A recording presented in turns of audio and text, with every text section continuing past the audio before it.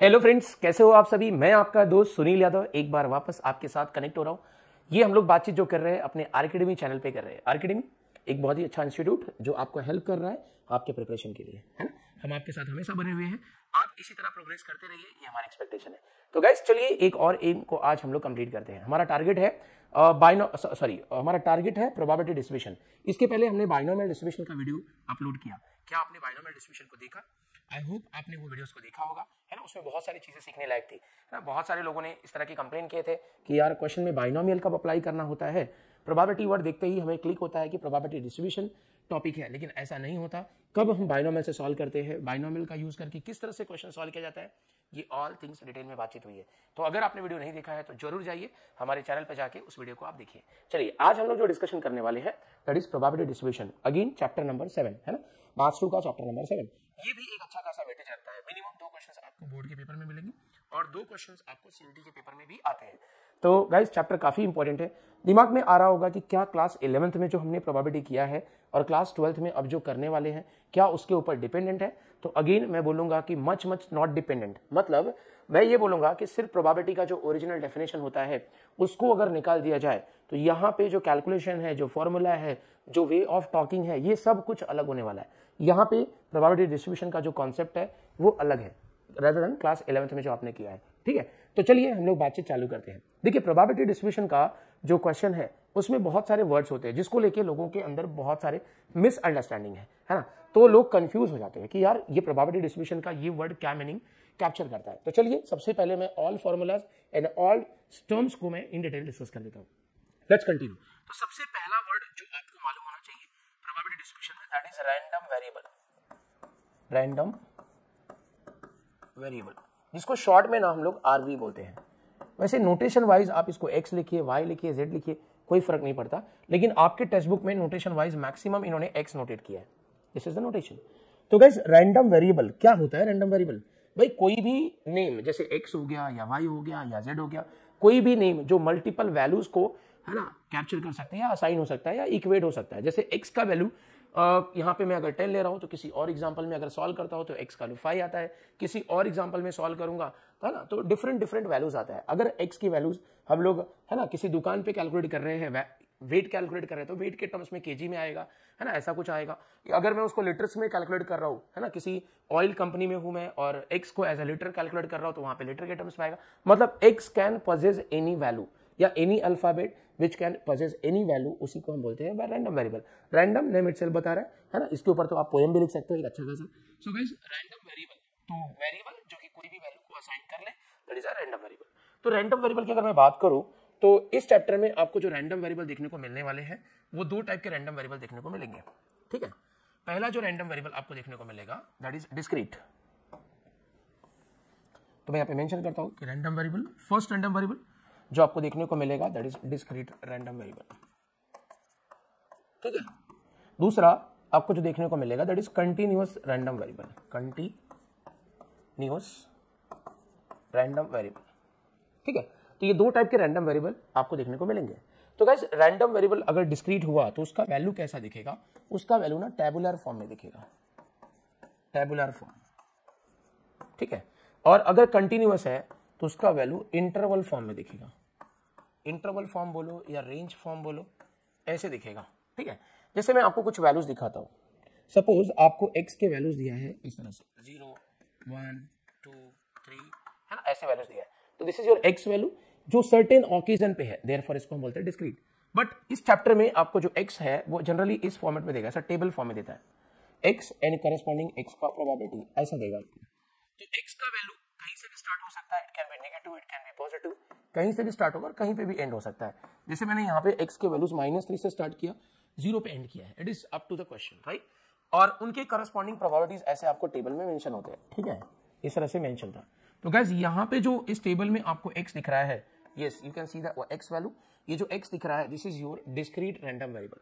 तो इसी तरीके से आपको क्वेश्चन में जनरली x का वैल्यू दिया होता है अगर क्वेश्चन डिस्क्रीट वाला है तो, राइट।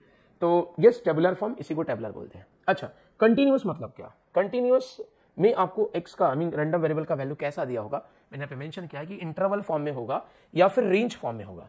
तो गाइस इंटरवल क्या होता है? अगर आपने सुना हो कि कुछ इस तरह से मेंशन किया गया 0 से लेके 3, है ना, अगर किसी पर्सन को पूछा जाए कि भाई इस रूम में कितने लोग हैं तो कितने लोग हो सकते हैं, तो मैंने कहा 0 से लेके 3 तक हो सकते हैं। तो x यहाँ पे कोई भी वैल्यू को कंसिडर कर सकता है between 0 and 3। Therefore x every value को अचीव कर रहा है, असाइन हो रहा है as a x। Now x, suppose x मेरा एक हाइट है, हाइट, तो हाइट का वैल्यू मैंने बोला कि भाई मिनिमम 4.5 फीट से लेके मेरे पास यहाँ पे 6 फीट तक के लोग हैं। मैं हाइट ले सकता हूँ, वेट ले सकता हूँ, बहुत सारे यूनिट्स हैं, राइट। तो कुछ सर्टेन एग्जांपल डिस्कस कर लेता हूँ जिसके थ्रू हम डिस्क्रीट और कंटिन्यूअस को क्लासीफाई कर पाए। सपोज आपको मैंने कहा कि जाइए नियर बाय स्टेशन पे और वहां से मुझे कैलकुलेट करके बताइए कि वहां पे कितनी नंबर ऑफ टैक्सी है, तो आपका आंसर क्या होगा, जरा सोचिए और बताइए, है ना। जनरली लोगों के आंसर क्या होंगे, भाई टैक्सी अगर कैलकुलेट करके आएगा, मीन्स मेजर करके आएगा, तो क्या बोलेगा, 2 है, 4 है, 6 है, 8 है। ऐसा नहीं बोलेगा कि 2.3 है, बोलेगा क्या, नहीं बोलेगा। ऐसा बोलेगा क्या 3.5 है, नहीं है, एक एग्जैक्ट नंबर बताएगा, है ना। तो गाइस जब भी वैल्यूज सर्टेन डिस्क्रीट काउंट में मेजर हो तो उसको बोलते हैं discrete values. I mean number of taxi drivers, number of you can say person in society, है ना, number of student in classroom, ये सारे जो डेटा है वो डिस्क्रीट फॉर्म के हैं, बिकॉज इनके वैल्यूज जो होते हैं एक बोलते हैं ना परफेक्ट काउंट आएगा, ठीक है। लेकिन अगर मैं कंटिन्यूस डेटा की बात करूं, जैसे ये अपने एरिया में आजकल बारिश हो रही है, राइट, तो बारिश को भी मेजर किया जाता है, पता है आपको, मिलीमीटर में मेजर किया जाता है, उसके भी एक यूनिट्स है। तो गाइस अगर मैं बोलूं कि हमारे एरिया में 1.2 मिलीमीटर से लेके 3.5 मिलीमीटर तक बारिश हो रही है, इसका मतलब 1.2 से लेके 3.3 के बीच में कोई भी वैल्यू अगर आएगा तो वो x एज अ कंसिडर कर सकता है, समझ में। तो इस तरह से आपने बहुत सारे एग्जांपल देख सकते हो रियल लाइफ में भी डिस्क्रीट और कंटिन्यूअस के बारे में। चलिए अब आगे मैं बात करता हूं, तो आई होप ये रैंडम वेरिएबल सभी को क्लियर हुआ होगा, राइट। सो रैंडम वेरिएबल के अलावा मैं इस टॉपिक में और क्या डिस्कस करना चाहता हूँ, ठीक है। चलिए मैं उसके बारे में बात करता हूँ। मैं नेक्स्ट डिस्कस करना चाहता हूँ आपसे, नेक्स्ट जो मेरा डेफिनेशन होगा that is your probability density function, probability density function, ठीक है, जिसको शॉर्ट में हम लोग पीडीएफ बोलेंगे।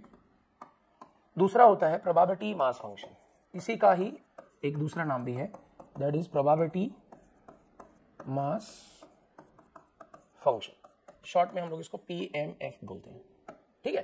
तो ये दोनों नाम एक ही है, सिर्फ, है ना, इनके फॉर्मूलाज क्या क्या है उसके बारे में डिस्कस कर लेते हैं।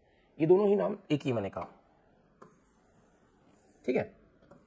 चलिए, तो गाइस जैसे कि कोई आपको बोले कि यार आपको फीवर है ना, फीवर है या फिर कफ एंड कोल्ड है, या फिर आपको बोले कि यार कोई आपको लेट्स से इस एरिया का आपको सर्कल इंस्पेक्टर बनना है, तो किसी कंडीशंस पे बोलेगा ना, क्या वो ऑलवेज बोल सकता है, नहीं, है ना। अगर मैं बोलूं कि आज मैं सुबह उठा और मुझे प्राइम मिनिस्टर बनना है, क्या पॉसिबल है, आप बोलोगे सर क्या मजाक कर रहे हो, सुबह सुबह मजाक कर रहे हो, है ना।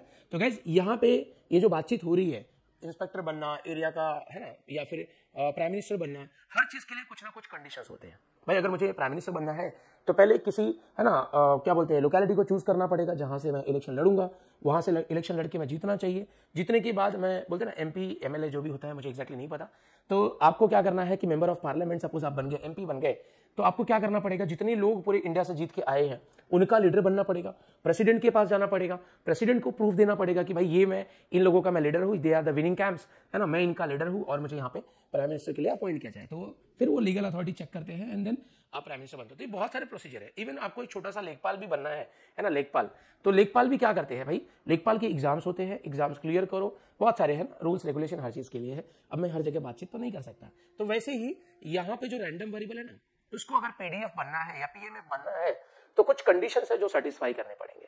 सिंपल सी बात है, बहुत नॉर्मल है ना। जैसे अगर मुझे क्लास 10th में जाना है तो मुझे क्लास 9th क्लियर होना चाहिए, है ना, देयर इज अ कंडीशन। अगर मुझे टीचर बनना है तो मुझे सीटेट का एग्जाम, जो गवर्नमेंट एग्जाम होता है, वो सीटेट का एग्जाम मुझे क्वालिफाई करना पड़ेगा, तो फिर मैं, है ना, टीचर बन सकता हूँ। तो उसी तरीके से किसी भी टाइप के रैंडम वेरिएबल को अगर पीडीएफ या पीएमएफ बनना है तो उसको सर्टेन कंडीशन सेटिस्फाई करना पड़ेगा। ओके, तो क्या क्या कंडीशंस होते हैं उसके बारे में हम बातचीत कर लेते हैं। तो गाइज पीडीएफ या पीएमएफ के लिए कंडीशंस, तो जैसा कि आपको पता है there are 2 types of random variable. पहला आपका था डिस्क्रीट रैंडम वेरिएबल, तो शॉर्ट में मैं उसको DRV भी लिख सकता हूँ, yes we can write discrete random variable. And दूसरा को मैं कंटिन्यूअस रैंडम वेरिएबल को CRV इस तरह से लिख सकता हूँ। तो देखिए डेटा डिस्क्रीट हो या कंटिन्यूअस, है ना, अगर उसको प्राइम मिनिस्टर बनना है, मतलब पीडीएफ बनना है, तो गाइज दोनों को कुछ ना कुछ कंडीशन सेटिस्फाई करना पड़ेगा। क्या ऐसा, देखो ना, चलो इसको जाने दो, मुझे एक बात बताओ, अगर आपको इंडिया का प्राइम मिनिस्टर बनना है, इंडिया का, तो जो बंदा महाराष्ट्र में रहता है उसके लिए क्या अलग कंडीशन होंगे, मतलब उसके लिए क्या कंडीशन रिक्वायर्ड नहीं होगा। मतलब मेरा ये कहना है कि जो महाराष्ट्र में रह रहा है, जो गुजरात में रह रहा है, या जो यू कैन से यूपी में रह रहा है, या फिर दिल्ली में रह रहा है, और भी बहुत सारे स्टेट्स है ना, तो अगर वो किसी भी स्टेट का हो तो उसको तो कंडीशन सेटिस्फाई करना ही पड़ेगा, है ना। लेकिन है ना, मतलब इंडिया का प्राइम मिनिस्टर बनने के लिए उसको कंडीशन सेटिस्फाई करना पड़ेगा। लेकिन अगर मैं दो कंट्री की बात करूं, लेट्स से एक इंडिया है और एक मेरा नेपाल है, बराबर ना, तो इंडिया हो और नेपाल हो, अगर दोनों ही एरिया के बंदे को प्राइम मिनिस्टर बनना है तो क्या दोनों के लिए सेम नंबर ऑफ कंडीशंस होंगे? Not necessary. भाई इंडिया वालों के लिए हो सकता है कुछ ज्यादा ही कंडीशंस हो, है ना। नेपाल के लिए हो सकता है कि राजा का बेटा राजा बनता हो तो देयरफॉर राजा के बेटा को सीधा राजा बना दिया जाए, कोई वहां पे इलेक्शन ना हो। तो बस वैसे ही यहाँ पे भी डेटा डिस्क्रीट रहेगा और उसको पीडीएफ बनना है तो कंडीशन को सेटिस्फाई करना पड़ेगा। तो डिस्क्रीट वाले केस में दो कंडीशन है मैंने बोला, और कंटिन्यूअस वाले केस में एक ही कंडीशन है। जैसा कि मैंने बोला था भाई प्राइम मिनिस्टर बनना हो, प्राइम मिनिस्टर चाहे वो इंडिया का हो चाहे नेपाल का, दोनों को कुछ ना कुछ कंडीशंस तो अप्लाई होंगी। हाँ, ये डिपेंड करता है कि इंडिया के लिए कंडीशन ज्यादा रिक्वायर्ड है, नेपाल के लिए कंडीशन नहीं, बहुत कम रिक्वायर्ड है, राइट। तो ये पॉसिबिलिटी है, लेकिन कंडीशंस तो है ना, हर एक को कंडीशन तो अप्लाई होगा। तो चलिए हम लोग बातचीत करते हैं कि अगर मुझे पीडीएफ वाला डेटा या पीएमएफ वाला डेटा बनना है ना, रैंडम वेरिएबल को पीडीएफ या पीएमएफ बनना है तो डिस्क्रीट वाले को कौन से कंडीशन सेटिस्फाई करना पड़ेगा। पहला कंडीशन है कि भाई जितने भी प्रोबेबिलिटीज है उनका वैल्यू मिनिमम 0 हो सकता है और मैक्सिमम 1, मतलब प्रोबेबिलिटी का वैल्यू 0 से छोटा नहीं हो सकता और 1 से बड़ा भी नहीं हो सकता, मतलब ऑलवेज वैल्यू 0 और 1 के बीच में रहेगा। 0 हो सकता है, 1 हो सकता है, लेकिन उसके आउट ऑफ बॉक्स में 0 से छोटा नेगेटिव नहीं हो सकता, 1 से बड़ा नहीं हो सकता। This is the first condition. Condition number 2 क्या है? कंडीशन नंबर 2 है कि sum of all probabilities is should be equals to 1, मतलब जितने भी प्रोबेबिलिटीज है फॉर ऑल एक्स सभी को ऐड कर लीजिए, आंसर 1 होना चाहिए। जैसे यहाँ पे देख लो, यहाँ की बात कर लेता हूँ, अगर आप इन सब प्रोबेबिलिटीज को ऐड करोगे तो आंसर अगर 1 आया तो ये गिवन डिस्क्रीट जो डेटा है वो आपका पीडीएफ है, अदरवाइज पीडीएफ नहीं है। तो ये सब चीजें हम एग्जाम्पल वाइज देखेंगे, याद रखिए। फिलहाल डिस्क्रीट के लिए दो कंडीशन था, पहला क्या था कि प्रोबेबिलिटी का वैल्यू 0 और 1 के बीच में होना चाहिए, दूसरा था कि sum of all probabilities equals to 1। चलिए कंटिन्यूअस की बात करते हैं। कंटिन्यूअस के लिए एक ही कंडीशन रिक्वायर्ड है। क्या करना होता है, आपको जो भी फंक्शन दिया है उसको आपको इंटीग्रेट करना पड़ता है, गिवन फंक्शन को इंटीग्रेट करो फॉर द कंप्लीट रेंज। मेरा कहने का मतलब है कि कंटिन्यूअस डेटा में आपके पास एक फंक्शन दिया होता है, फंक्शन का वैल्यू कुछ भी हो सकता है, जैसे मैंने यहाँ पे x² लिया है, और उसका ना एक आपको ऐसा इंटरवल दिया होगा, ऐसा इंटरवल दिया होगा। तो जैसे यहाँ पे 0 to 2 दिया है, चलिए मैं यहाँ पे थोड़ा जनरल एक्सप्रेशन कंसीडर कर लेता हूँ कि इसका जो इंटरवल है वो a से लेके सपोज b तक दिया है, ठीक है, a से लेके b तक दिया है। अब आपको चेक करना है कि ये जो इंटरवल वाला डेटा है, मींस कंटीन्यूअस डेटा है, वो पीडीएफ है या नहीं। तो सिंपली आप फंक्शन को इंटीग्रेट कर दीजिए, इस फंक्शन को इंटीग्रेट करिए for the complete range a to b है तो a to b के लिए इंटीग्रेट करो और आंसर आना चाहिए 1। तो इस तरह से आप वेरीफाई कर सकते हो कि भाई कंटिन्यूअस वाला डेटा पीडीएफ है या नहीं। तो बहुत ही सिंपल लैंग्वेज में मैंने बताया कि अगर किसी भी रैंडम वेरिएबल को पीडीएफ या पीएमएफ बनना है तो डिस्क्रीट के लिए ये दो कंडीशन है, कंटिन्यूअस के लिए दो कंडीशन है। क्लियर सभी को? तो ये मेरा डिस्कशन हुआ regarding PDF and PMF. So guys PDF और पीएमएफ का यूज एक जगह और करते हैं, अगर आपको फाइंड आउट करना हो, है ना, अगर आपको फाइंड आउट करना हो कि भाई वायरस का वैल्यू क्या है, तो याद रखिए वायरस जो मैंने वर्ड आपके लिए बोला है ये काफी यूजफुल है ना। तो मैं यहाँ पे मेंशन करता हूँ to find variance. To find variance हम लोग ये कंडीशन यूज करते हैं, इस चीज को याद रखिएगा, ठीक है। टू फाइंड वायरस, तो वायरस का वैल्यू भी निकालने के लिए हम पीडीएफ कंडीशन यूज करते हैं। तो हमारा दो डिस्कशन हो गया, रैंडम वेरिएबल क्या होता है, पीडीएफ क्या होता है। अब हम लोग बातचीत करने जा रहे हैं नेक्स्ट टर्म का, टर्म नंबर 3। टर्म नंबर 3 है कि क्यूमुलेटिव डिस्ट्रीब्यूटिव फंक्शन कैसे कैलकुलेट करते हैं। क्यूमुलेटिव डिस्ट्रीब्यूटिव फंक्शन, ठीक है। तो इसको शॉर्ट में ना हम लोग सीडीएफ भी बोलते हैं, मतलब इसका शॉर्ट नेम, निक नेम है सीडीएफ।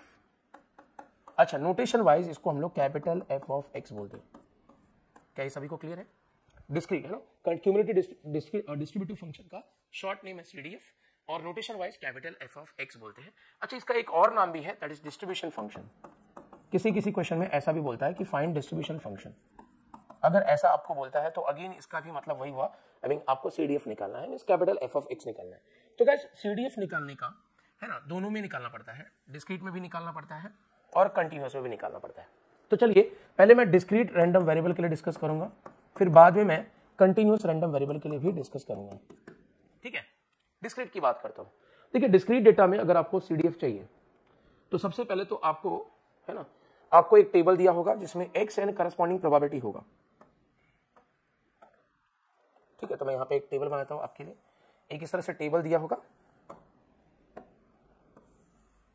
जिसमें एक्स एंड करस्पॉन्डिंग प्रोबेबिलिटीज दिए होंगे। आपको एक्स दिया होगा, करस्पॉन्डिंग एक्स का प्रोबेबिलिटी दिया होगा, ये आपको मेंशन रहेगा। ठीक है, इस तरह से आपको टेबल मैंने ड्रॉ कर दिया है।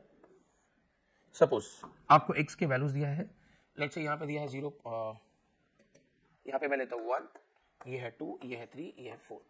ठीक है, करस्पॉन्डिंग x का आपको प्रोबेबिलिटी दिया रहेगा। लेट्स से ये दिया 0.4, ये दिया 0.1, 0.2, ये दिया 0.3, ये वैल्यूज दिया सपोज।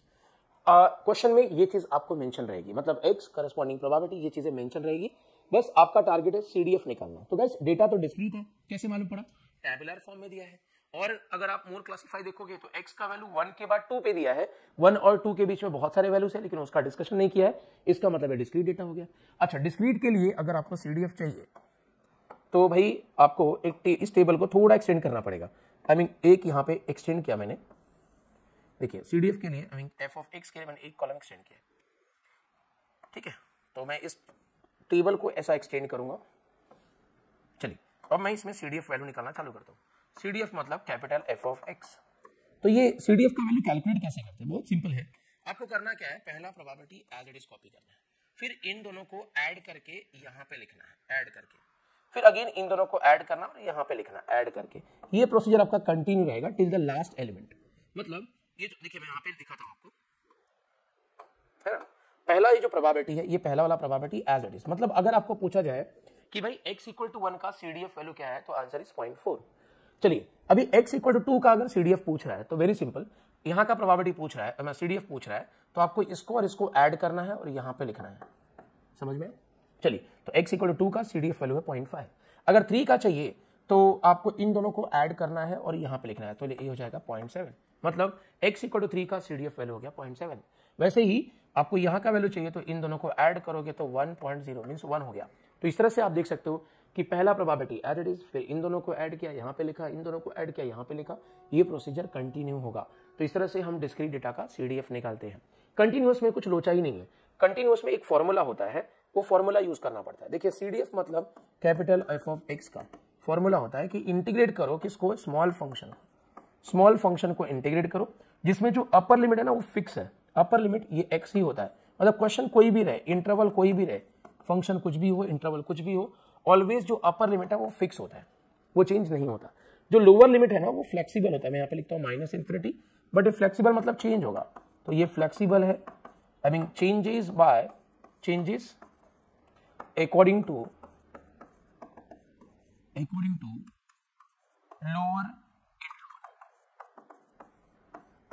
Lower interval.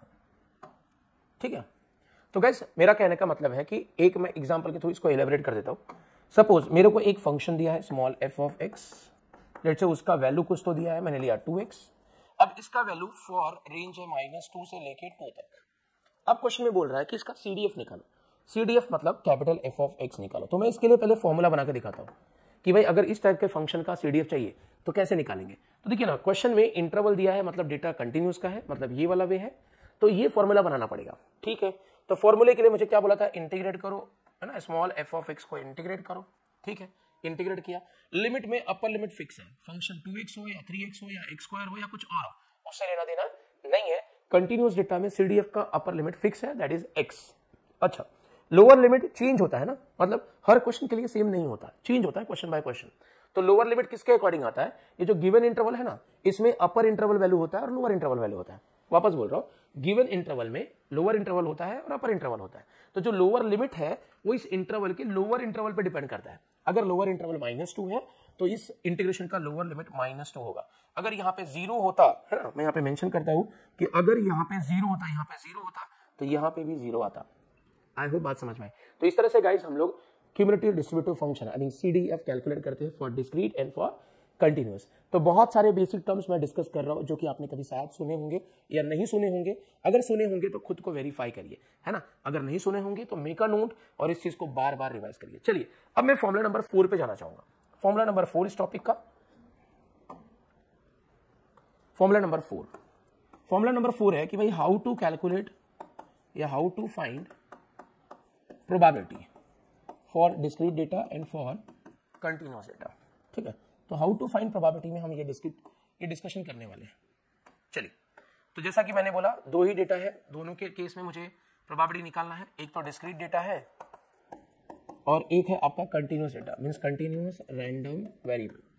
मैंने अभी भी बताया कि आपको अगर डिस्क्रीट डेटा दिया है तो इस तरह से टैबुलर इंफॉर्मेशन दिया होगा। ठीक है, टैबुलर इंफॉर्मेशन दिया होगा आपको जिसमें एक्स एंड करस्पॉन्डिंग प्रोबेबिलिटीज दिए होते हैं। तो मैं यहाँ पे मेंशन कर रहा हूँ, मेरे पास ये टेबल जो दिया है इसमें मैं एक्स एंड करस्पॉन्डिंग एक्स की प्रोबेबिलिटी को मेंशन कर लेता हूँ। चलिए, तो मेरे पास एक्स दिया है, मैंने कहा एक्स दिया है एंड करस्पॉन्डिंग एक्स का प्रोबेबिलिटी दिया है। तो एक्स का वैल्यू यहाँ पे सपोज आपको दिया है 1, 2, 3, 4 एंड 5 और करस्पॉन्डिंग प्रोबेबिलिटी 0.2, 0.1, 0.3, 0.2 लिया और यहाँ पे 0.2। ठीक है, इस तरह से मेंशन कर दिया मैंने। तो ये आपको दिया हुआ है और आपको क्या बोल रहा है भाई, आपको बोल रहा है कि फाइंड करिए प्रोबेबिलिटी। ठीक है, यहाँ पे मेंशन कर रहा है कि find probability of x where x is from 0.2 से लेके सपोज यहाँ पे दिया है आपको 4.5 तक। ठीक है, दूसरा हो सकता है कि भाई आपको बोला जाए कि फाइंड करिए probability of x where x is greater than 3। तीसरा बोल सकता है कि भाई फाइंड करिए probability of x where x is less than 2, ऐसा आपको बोल सकता है। ठीक है, तो ये कैसे कैलकुलेट करोगे? Very simple. देखिए, आपको करना क्या है, ये जो डिस्क्रीट डेटा में जो टेबल में x दिया है, पहले इस x की वैल्यू को ऑब्जर्व करो। 1 है, 2 है, 3 है, 4 है, 5 है, ये वैल्यूज दिया है। इन वैल्यूज में से कौन सा वैल्यू इस कंडीशन को सेटिस्फाई कर रहा है? सपोज अगर इसका प्रोबेबिलिटी निकाल रहे हो तो ये कंडीशन को चेक करो, इसका निकाल रहे हो तो ये कंडीशन चेक करो, इसका निकाल रहे हो तो ये कंडीशन चेक करो। ठीक है, मुझे इसका प्रोबेबिलिटी निकालना है, right, for the given data. तो मैं इस कंडीशन को सेटिस्फाई करने वाले इन x में से कौन कौन से वैल्यूज है ये मैं फाइंड आउट करूंगा। तो मुझे 0.2 से बड़ा चाहिए, 0.2 से बड़ा, है ना। लेट्स से मैं यहाँ पे 0.2 की जगह पे कुछ और ऐड करता हूँ, थोड़ा स्पेसिफिकली आएगा समझ में। सपोज आपको ऐसा बोला जाए कि आपको 1.5, लेट्स से मैं यहाँ पे वैल्यूज ऐड किया 1.5 से बड़ा, है ना। तो गाइज अब सपोज इस कंडीशन का प्रोबेबिलिटी निकालना है, तो मैं चेक करूंगा कि इस कंडीशन को सेटिस्फाई करने वाले इनमें से कौन कौन से वैल्यूज हैं। मुझे 1.5 से बड़ा चाहिए और 4.5 से छोटा। तो क्या 1 वैल्यू, देखो ना, x का पहला वैल्यू 1 है, तो गाइस x का वैल्यू जो इस कंडीशन को सेटिस्फाई कर रहा है 1.5 से बड़ा एंड 4.5 से छोटा, ये हमारा टारगेट है। तो क्या 1 1.5 से बड़ा होता है? Answer is no. भाई 1 तो 1.5 से छोटा होता है, हमें 1.5 से बड़ा 4.5 से छोटा चाहिए। तो इस कंडीशन में 2 आएगा, क्योंकि 2 जो है वो इस रेंज में आता है। 3 भी आएगा, यस। 4 भी आएगा, यस।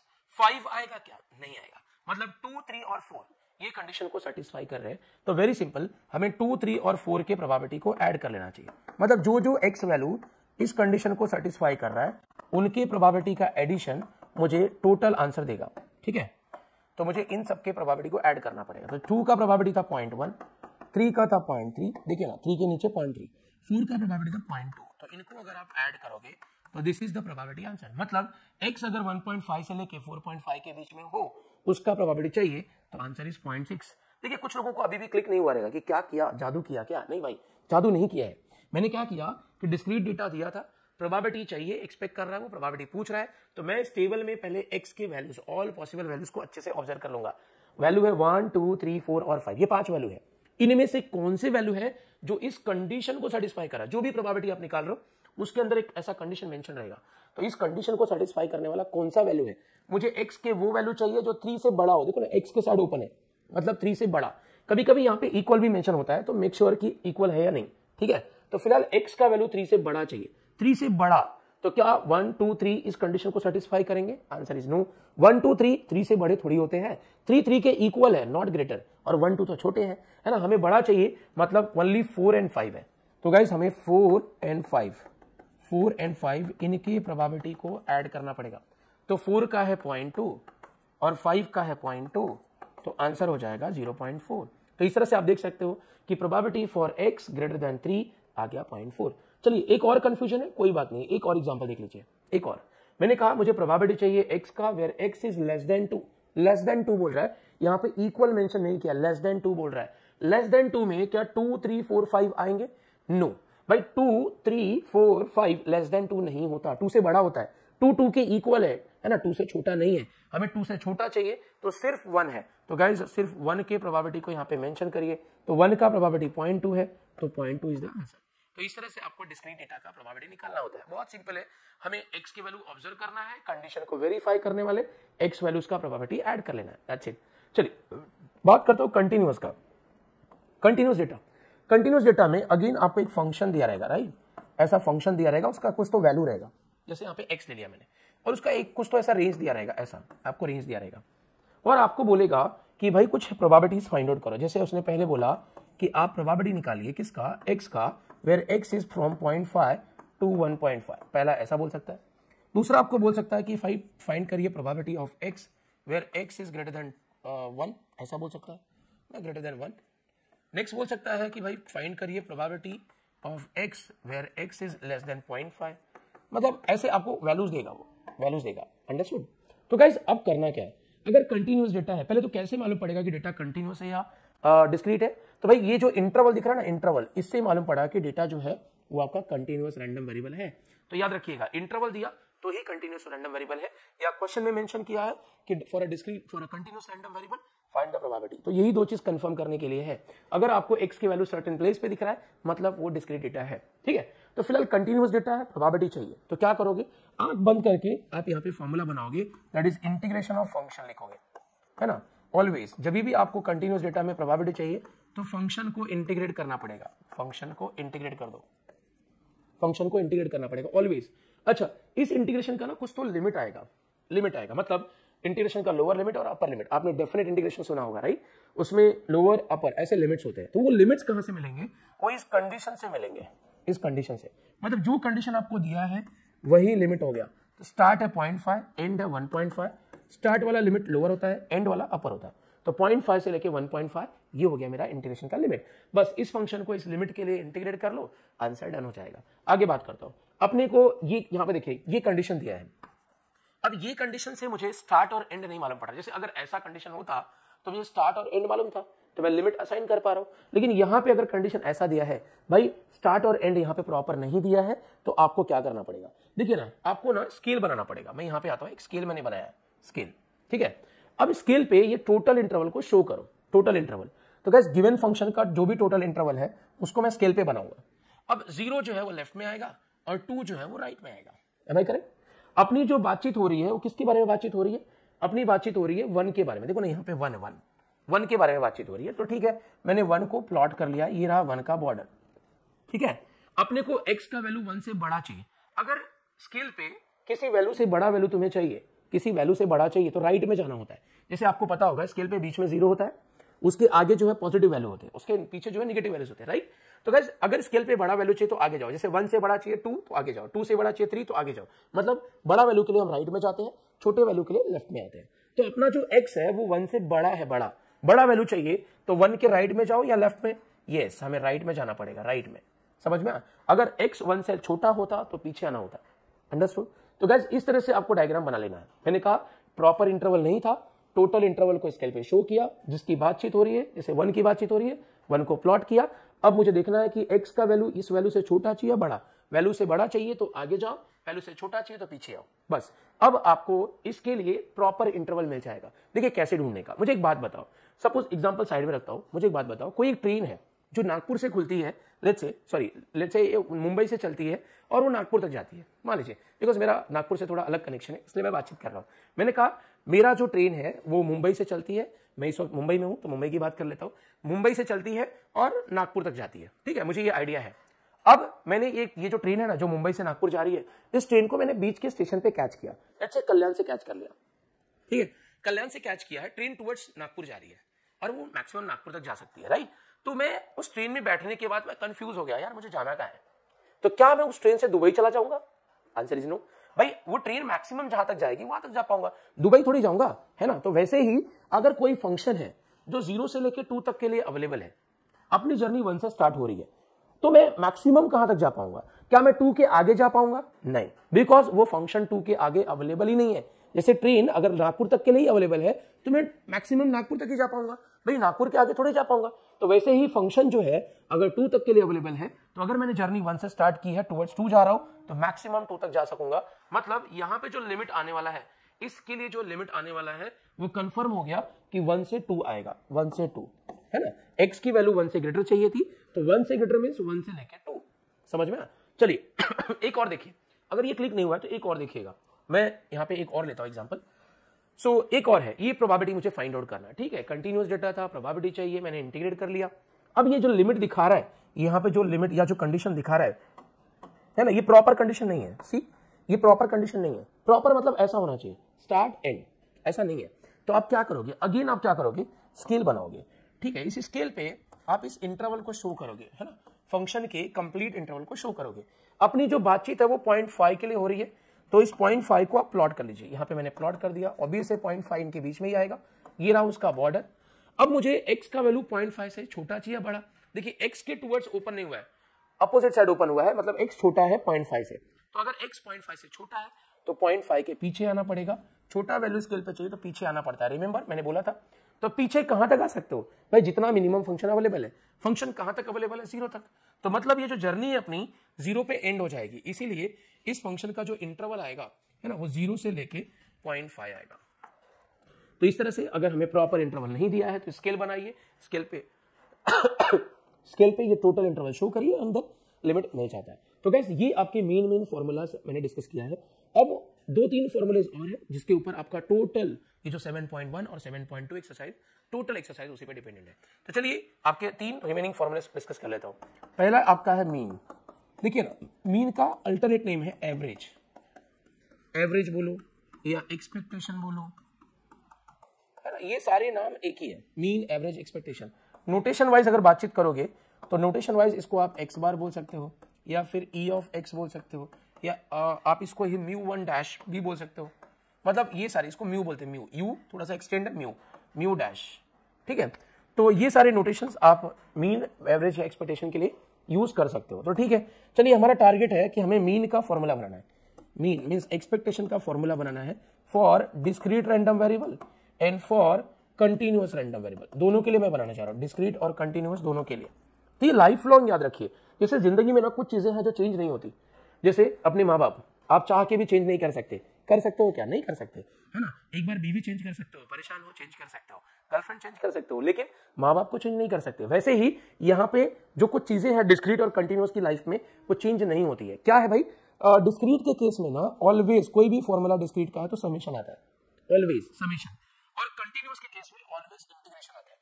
अब इंटीग्रेशन का कोई ना कोई तो वेरिएबल होता है, तो यहाँ पे वेरिएबल भी आपको मेंशन करना पड़ेगा। आई मीन इंटीग्रेशन का वेरिएबल डी के साथ होता है, तो यहाँ पे वेरिएबल में एक्स लेता हूं, बिकॉज यहाँ पे जो रैंडम वेरिएबल है उसका मैंने नाम एक्स लिया है, ठीक है। तो अब मीन का फॉर्मूला कैसे बनाएंगे, वेरी सिंपल। आपको करना क्या है, देखिए अंदर अगर एक्स है तो यहाँ पे एक्स लिखो, x.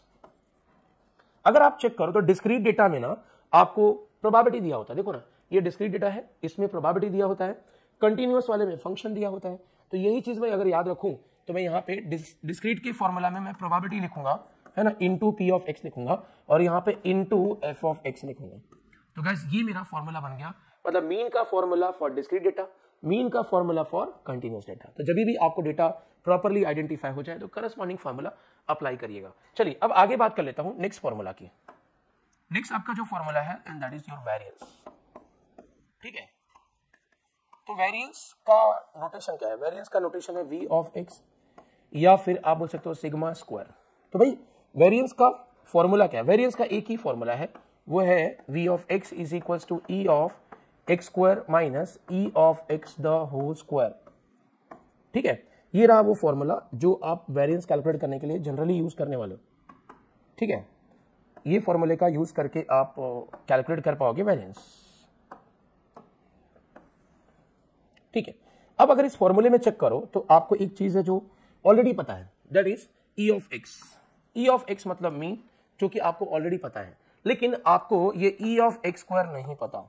E of x square, है ना, ई ऑफ एक्स तो पता था लेकिन ई ऑफ एक्स स्क्वायर नहीं पता है। तो गाइस अगेन हम लोग ई ऑफ एक्स स्क्वायर का फॉर्मूला बनाएंगे for discrete data and for continuous data, ठीक है। दोनों के लिए मैं फॉर्मूला बनाने जा रहा हूं, ठीक है। तो जैसा कि मैंने बोला था डिस्क्रीट में फिक्स होता है समेशन, कंटिन्यूअस में इंटीग्रेशन। यहाँ पे ना integration with respect two variable लोगे तो x लिखा मैंने, है ना, वेरिएबल ऑलवेज इंटीग्रेशन में d के साथ लिखते हैं, तो वेरिएबल x लिया क्योंकि रैंडम वेरिएबल का नाम x था। अच्छा, यहाँ पे x था तो आपने यहाँ पे x लिखा, यहाँ पे भी x लिखा, याद है, लेकिन अगर यहाँ पे x स्क्वायर है तो आपको यहाँ पे x स्क्वायर लेना पड़ेगा, x स्क्वायर, करेक्ट। अच्छा, डिस्क्रीट में प्रोबेबिलिटी होता है एंड कंटिन्यूअस में फंक्शन होता है, आई होप यू रिमेंबर, है ना। तो इस तरह से आपने देखा कि हमने मीन का फॉर्मूला और ये वेरिएंस का फॉर्मूला जो है वो बना दिया है ना। तो चलिए ये मीन और वेरिएंस के फॉर्मूला को साइड में लेता हूं। एक और छोटा सा फॉर्मूला, और ये इसके ऊपर भी एक दो एग्जांपल पूछा हुआ है, that is name is standard deviation. Standard deviation, अच्छा, स्टैंडर्ड डेविएशन को हम लोग शॉर्ट में एसडी बोलते हैं, नोटेशन वाइज सिग्मा बोलते हैं। तो अगर आपको स्टैंडर्ड डेविएशन कैलकुलेट करना है, आई मीन सिग्मा कैलकुलेट करना है, तो आपको रूट ओवर वेरिएंस करना पड़ेगा, रूट ओवर वेरिएंस, समझ में आ रहा है। तो गाइस इस तरीके से आप देख सकते हो कि मैंने पूरा का पूरा चैप्टर जो है उसको मैंने ऑल फॉर्मूलाज को डिस्कस किया, ऑल फॉर्मूलाज, यस, मैंने कहा सारे फॉर्मूलाज मैंने डिस्कस कर दिया। अगर मैं बातचीत करूं ये 3 पेजेस की, तो गाइस यहां पे मुझे और क्या बोलना है, ये सारे फॉर्मूलाज ना एकदम अच्छे से मार्कअप कर लो यार, याद कर लो, है ना। अगर आपको याद नहीं हो रहा है तो थोड़ा लिखना पड़ेगा, थोड़ा प्रैक्टिस करना पड़ेगा, तो जाके याद हो जाता है ना। मैंने भी ऐसे ही किया था यार, ऐसा कोई बंदा नहीं इस धरती पे है जो ऊपर से याद करके आया हो, है ना, सबने यहीं पे याद किया है, ठीक है ना। थोड़ा किसी को टाइम ज्यादा लगता है, किसी को थोड़ा कम लगता है, तो अगर इफर्ट डालते हो तो फॉर्मूला अच्छे से बैठ, देखिए हर फॉर्मूले के पीछे मैंने कोई ना कोई स्टोरी बताई है, अगर वो दिमाग में भी रखते हो तो भी आपको बहुत अच्छे से याद रहेगा, ठीक है। इसके अलावा मुझे क्या बोलना था, इस चैप्टर के जो कंटेंट है उसके बारे में बात करनी थी। भाई आपको इस चैप्टर में ना 2 एक्सरसाइज देखने को मिलेंगे, 7.1 एंड 7.2। चलिए तो मैं यहाँ पे एक्सरसाइज के बारे में बताता हूँ। एक्सरसाइज 7.1 जो है totally based on discrete random variable है, मतलब हम लोग डिस्क्रीट रैंडम वेरिएबल क्वेश्चन देखने वाले हैं 7.1 एक्सरसाइज में। और जो 7.2 एक्सरसाइज है 7.2 उसमें आप देखने वाले हो बेस्ड ऑन, है ना, based on continuous random variable. तो डिस्क्रीट रैंडम वेरिएबल में हम लोग मीन कैसे निकालते हैं, वेरिएंस कैसे निकालते हैं, प्रोबेबिलिटी कैसे निकालते हैं, कोई डेटा डिस्क्रीट रैंडम वेरिएबल का है या नहीं है, आई मीन पीडीएफ है या नहीं है, ये सारे क्वेश्चंस ऑब्जर्व करने वाले हैं। 7.2 में भी वैसे ही, है ना, कोई डेटा आपको जो दिया है कंटिन्यूअस का वो पीडीएफ है या नहीं है, पीडीएफ कंडीशन चेक करके हम बताएंगे, एज वेल एज अगर डेटा पीडीएफ है तो उसमें अंदर कुछ वायरस है वो कैलकुलेट करना, प्रोबेबिलिटी कैलकुलेट करना, मीन और वेरिएंस निकालना। तो ये हमारे चैप्टर की कंटेंट है। तो देखिए इस चैप्टर में इसके अलावा आपको सिर्फ इंटीग्रेशन के 4-5 फॉर्मूला लगेंगे, अगर मैं वो भी मेंशन कर दूं तो बेटर होगा। आई मीन पहला फॉर्मूला अगर मैं बातचीत करूं इंटीग्रेशन का तो कांस्टेंट का लगेगा। देखिए किसी भी कांस्टेंट का इंटीग्रेशन कांस्टेंट इनटू वेरिएबल होता है, कांस्टेंट इनटू वेरिएबल, जैसे वेरिएबल यहाँ पे x है तो कांस्टेंट इनटू x। दूसरा integration of x raise to n लगेगा, अगर x का पावर है तो x का power plus 1 upon power plus 1, है ना। जैसे यहाँ पे स्पेसिफिकली ले लो कि अगर आपको x का इंटीग्रेशन पूछा जाए, x मतलब x रेज टू 1, फॉर्मूला लगाओगे तो x स्क्वायर बाय 2 हो जाएगा, राइट। वैसे x स्क्वायर x क्यूब है ना, सभी के आप इंटीग्रेशन निकाल सकते हो। साइन कॉस ये इंटीग्रेशन तो आपको अच्छे से आता होगा, है ना, अगर नहीं आता है तो प्लीज मेक श्योर कि ये आपको आता रहे। साइन का इंटीग्रेशन माइनस कॉस होता है, कॉस का साइन होता है, and the last one that is integration of 1 by x। मतलब इन फॉर्मूले के ऊपर आपके 7.2 एक्सरसाइज के इंटीग्रेशन सॉल्व हो जाएंगे। तो 2 ही एक्सरसाइज है, दोनों के हम एग्जांपल आपको 1 बाय 1 एलैबोरेट करके बताता हूं किस तरह से सॉल्व करते हैं। चलिए कुछ एग्जांपल सॉल्व कर लेते हैं। चलिए एग्जांपल के थ्रू मैं आपको प्रोबेबिलिटी डिस्ट्रीब्यूशन टॉपिक को कंटिन्यू करता हूं। तो 7.1 एक्सरसाइज जो है उसके एग्जांपल हम लोग लेने वाले हैं, ठीक है। तो एग्जांपल यहाँ पे बोर्ड पे लिखा है, पहला एग्जांपल है, let x represent the difference between number of heads and number of tails obtained when a coin is tossed 6 time. मतलब कोई कॉइन है जिसको 6 बार टॉस किया है और इस 6 बार के रिजल्ट है ना, टॉस करने वाले रिजल्ट को उसने नोट डाउन करना है। इसमें ये जो x की बातचीत हो रही है, x क्या रिप्रेजेंट कर रहा है, difference between the number of heads and number of tails. बोल रहा है कि what are the possible values of x। तो इस केस में x के ऑल पॉसिबल वैल्यूज क्या होंगे ये बताना है। सिंपल है, कॉइन टॉस किया कितनी बार, 6 बार, जो भी रिजल्ट आ रहे हैं उनको नोट डाउन किया, ठीक है। रिजल्ट नोट डाउन करने के बाद x फाइंड आउट किया। अब x है क्या, x है difference between the number of tails and number of heads. तो ऑल पॉसिबल कॉम्बिनेशन के लिए, मतलब 6 बार अगर टॉस करोगे तो ऑल पॉसिबल कॉम्बिनेशन ऑफ जो number of heads and tail आएगा उसके लिए आपको x वैल्यू निकालना है। समझ में आई बात। चलिए तो मैं आपको इसको कैलकुलेट करके दिखाता हूं। तो जैसा कि क्वेश्चन में मेंशन किया था कि आपका जो x है ये x क्या इंडिकेट कर रहा है, डिफरेंस है, तो ठीक है मैं बीच में माइनस लेता हूं। डिफरेंस का मतलब होता है minus, right. Difference between 2 values, पहला वैल्यू है आपका नंबर ऑफ हेड्स, तो यहां पे मैं मेंशन करता हूं नंबर ऑफ हेड्स। दूसरा वैल्यू है नंबर ऑफ टेल्स, इन दोनों के बीच का डिफरेंस ये कौन दिखा रहा है, एक्स बता रहा है, ठीक है। तो चलिए मैं पहले number of heads and number of tail इनके ऑल पॉसिबल कॉम्बिनेशन क्या बनेंगे वो मैं यहाँ पे लिस्ट आउट कर लेता हूँ। तो मैं यहाँ पे लिखता हूँ नंबर ऑफ हेड्स और यहाँ पे लिखता हूँ नंबर ऑफ टेल्स एंड फिर आपका ये एक्स वैल्यू। तो मैं टेबल बना लेता हूँ,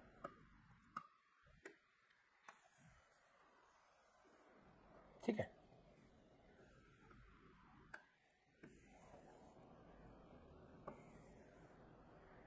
तो नंबर ऑफ हेड्स क्या क्या पॉसिबिलिटी है, नंबर ऑफ टेल क्या क्या पॉसिबिलिटी है, उसके मैं यहाँ पे नंबर्स काउंट कर लेता हूँ। चलिए, तो जैसा कि मैंने बोला पॉसिबल है कि एक भी हेड ना आए, है ना, 6 बार टॉस कर रहे हैं, कितनी बार, 6 बार। हो सकता है कि एक भी हेड ना आए, उसके इसमें नंबर ऑफ टेल कितना जाएंगे, 6, करेक्ट। अच्छा, दूसरा पॉसिबिलिटी क्या है भाई कि आपको एक बार हेड आए और बाकी के 5 बार क्या है, टेल। हो सकता है कि 2 बार हेड आए, बाकी के 4 बार क्या है, टेल। हो सकता है 3 हेड आए तो 3 बार क्या आएगा, रिमेनिंग, टेल। हो सकता है कि 4 हेड आए तो 2 बार क्या आएगा, टेल। हो सकता है कि 5 हेड आए तो 1 बार क्या आएगा, टेल। लास्ट ऑप्शन है कि 6 टेल आया और 6 हेड आया तो 6 के 6 क्या अगर हेड आया तो नंबर ऑफ टेल का वैल्यू कितना हो जाएगा, नंबर ऑफ टेल हो जाएगा आपका 0, राइट। तो मैंने ऑल पॉसिबल कॉम्बिनेशन को यहाँ पे नोटिफाई कर दिया है, ठीक है। तो मैंने आपके लिए टेबल बना दिया है। देखिए मैंने ऑल कंडीशंस को मैंने ये किया है, कंसीडर किया है। यहाँ पे जैसा बोला था कि भाई अगर 6 बार टॉस कर रहे हो तो 6 बार टॉस करने के बाद जो रिजल्ट आने वाला है all possible combination of number of heads and tail, उसके लिए एक्स का वैल्यू निकाल के बताना है, राइट। तो भाई कॉइन टॉस करोगे तो हेड आएगा या टेल। तो हेड अगर 6 में से एक बार भी नहीं आया तो मतलब 6 के 6 बार टेल है। अगर एक बार आया है हेड तो रिमेनिंग 5 बार टेल हो सकता है। हो सकता है कि 2 बार हेड आया तो रिमेनिंग 4 बार टेल आया होगा। ऐसे मैंने ऑल पॉसिबल कॉम्बिनेशन को बनाया। तो अब एक्स कैलकुलेट कर लेते हैं। एक्स था अपना डिफरेंस ना, difference between the number of heads and tail. तो भाई अगर 0 हेड है माइनस 6 टेल है तो 0 - 6 करोगे तो -6 हो जाएगा। तो वैसे ही बाकी वैल्यूज का भी करना है। नंबर ऑफ हेड में से माइनस करना है number of tail, number of head में से माइनस करना है number of tail, number of head में से माइनस करना है नंबर ऑफ टेल, है ना, नंबर ऑफ हेड में से माइनस करना है number of tail. So for next वाला भी, सो फॉर लास्ट वैल्यू। तो गाइस इस तरह से आप देख सकते हो कि एक्स की जो ऑल पॉसिबल वैल्यूज आए हैं वो आया है -6, -4, -2, 0, 2, 4 and 6। So these are the all possible values of x. तो बहुत सिंपल था, यहाँ पे उस प्रोबेबिलिटी वाले कॉन्सेप्ट से कुछ लेना देना नहीं था, हमें सिर्फ एक्स जो इवेंट है उसके क्या वैल्यूज होंगे वो ये फाइंड आउट करना था। तो मैंने यहाँ पे कंप्लीट किया। Is it clear to all of you? चलिए कुछ एग्जांपल के थ्रू इस प्रोबेबिलिटी डिस्ट्रीब्यूशन टॉपिक को हम लोग स्टार्ट किए। पहला एग्जांपल हमारा हो चुका है, बहुत बेसिक था, अच्छा लगा होगा, राइट। दूसरा एग्जांपल की बात करते हैं।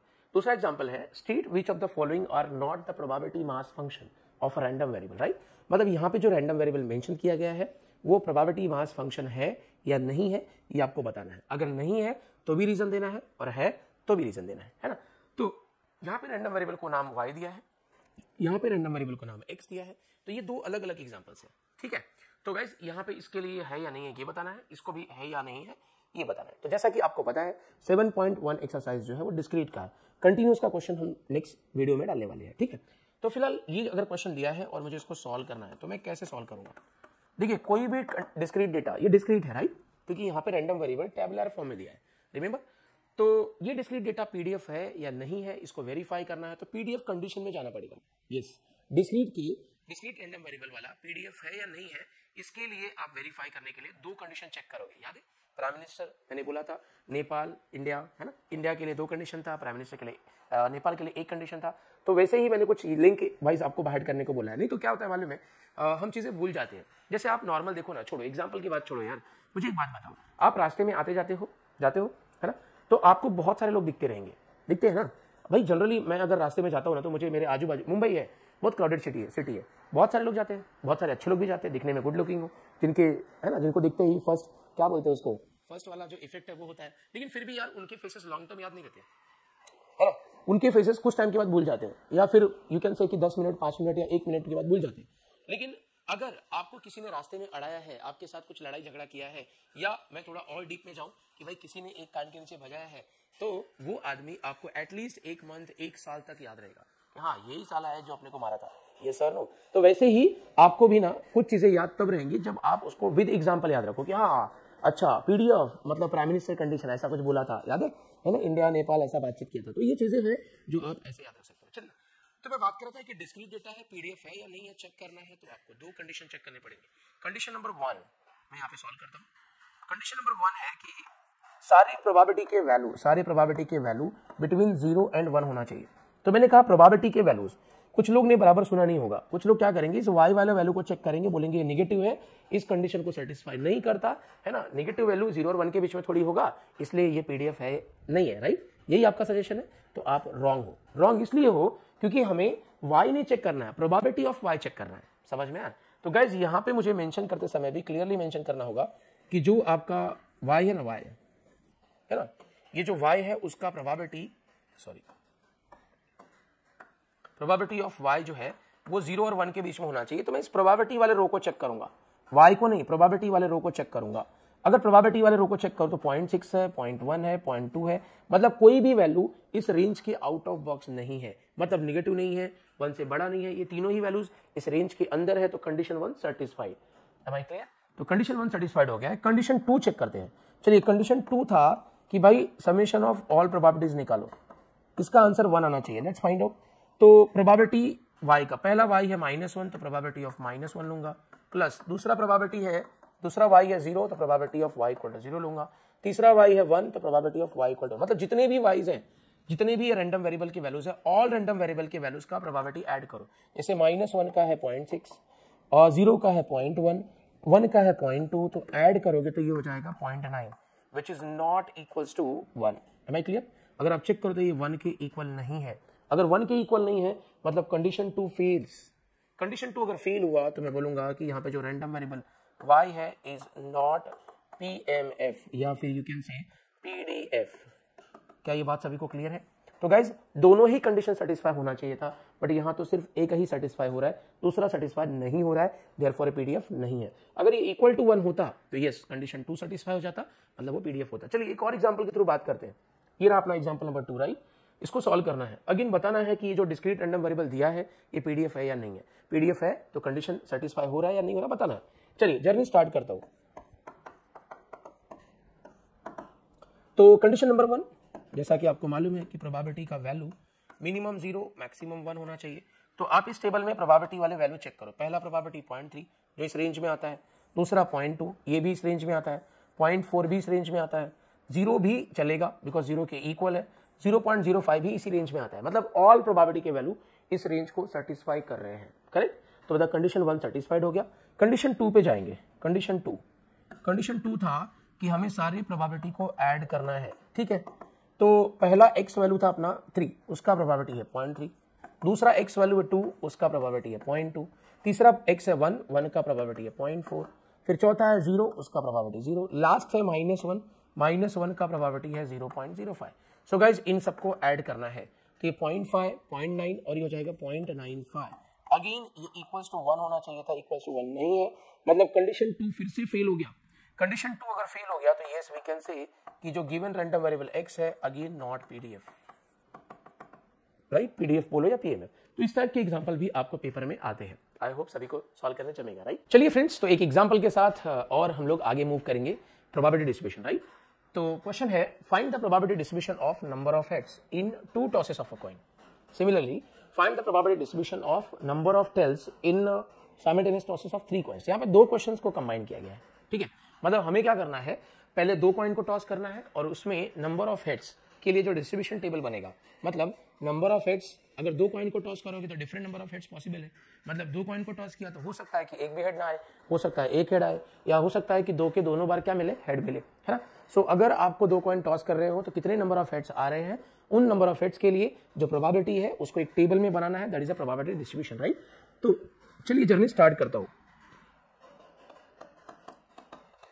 तो मैं फर्स्ट सॉल्व करने जा रहा हूं for 2 tosses of a coin.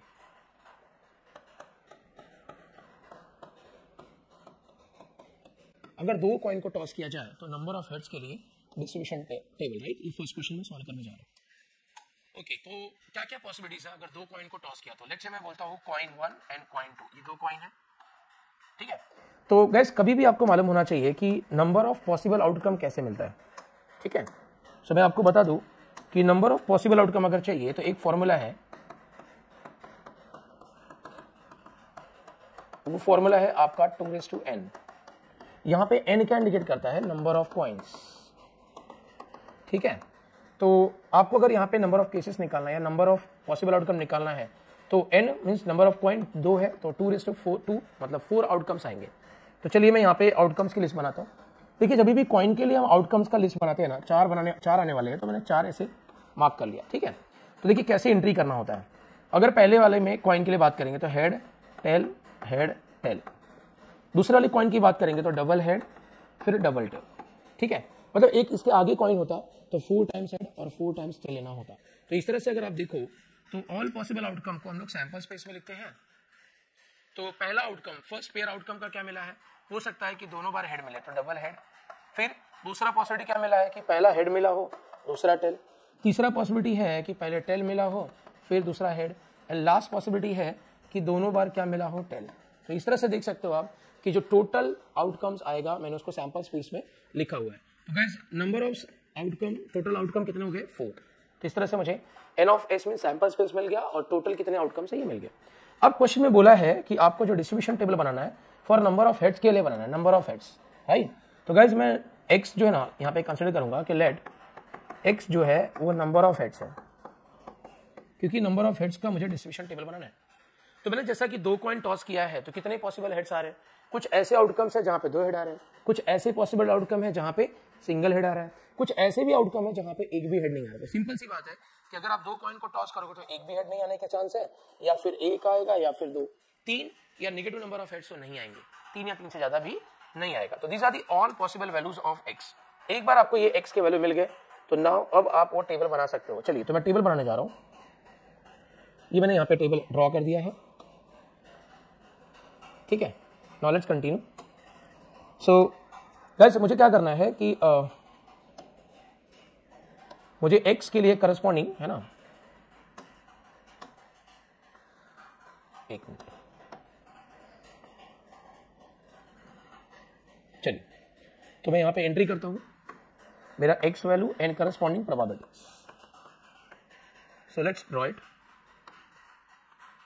4 values थे तो चारों के लिए मैं टेबल बनाने वाला हूं, ठीक है। तो फर्स्ट हो गया, ये आपका सेकंड हो गया, first second and third, right. तो पहला जो मेरा x वैल्यू है वो है 0, फिर 1, फिर 2, मैंने ऑल x वैल्यूज को मेंशन कर दिया है। अब करस्पॉन्डिंग प्रोबेबिलिटी चाहिए, राइट। सो प्रोबेबिलिटी का वैल्यू क्या होता है, देखिए प्रोबेबिलिटी कभी भी अगर आप निकालने जा रहे हो ना तो प्रोबेबिलिटी जो होता है वो 2 वैल्यू का रेशियो है। कौन से 2 वैल्यू का रेशियो है, इफ यू रिमेंबर ऊपर आता है टोटल नंबर ऑफ आउटकम और है ना ऊपर आता है favourable number of outcome, favourable number of outcomes. तो बस इस तरह से प्रोबेबिलिटी का वैल्यू मिलता है। तो यहाँ पे भी आपका वही सेम सिनेरियो होने वाला है। अगर आपको x equal to 0 means x means number of head equal to 0 के लिए प्रोबेबिलिटी चाहिए तो आपको अगेन 2 वैल्यू का रेशियो लिखना पड़ेगा। नीचे तो टोटल आउटकम आएगा which is 4, right. Total outcome अगर 2 कॉइन को टॉस किया तो 4 है। फेवरेबल मतलब 0 नंबर ऑफ हेड कितने आउटकम में आया है। तो अगर मैं चेक करूं तो सिर्फ एक ही ऐसा आउटकम है जहां पे 0 नंबर ऑफ हेड आया, तो there is only one favourable outcome. तो 1/4 जो है वो x इक्वल टू 0 का प्रोबेबिलिटी हो जाएगा, number of head equal to 0 का प्रोबेबिलिटी।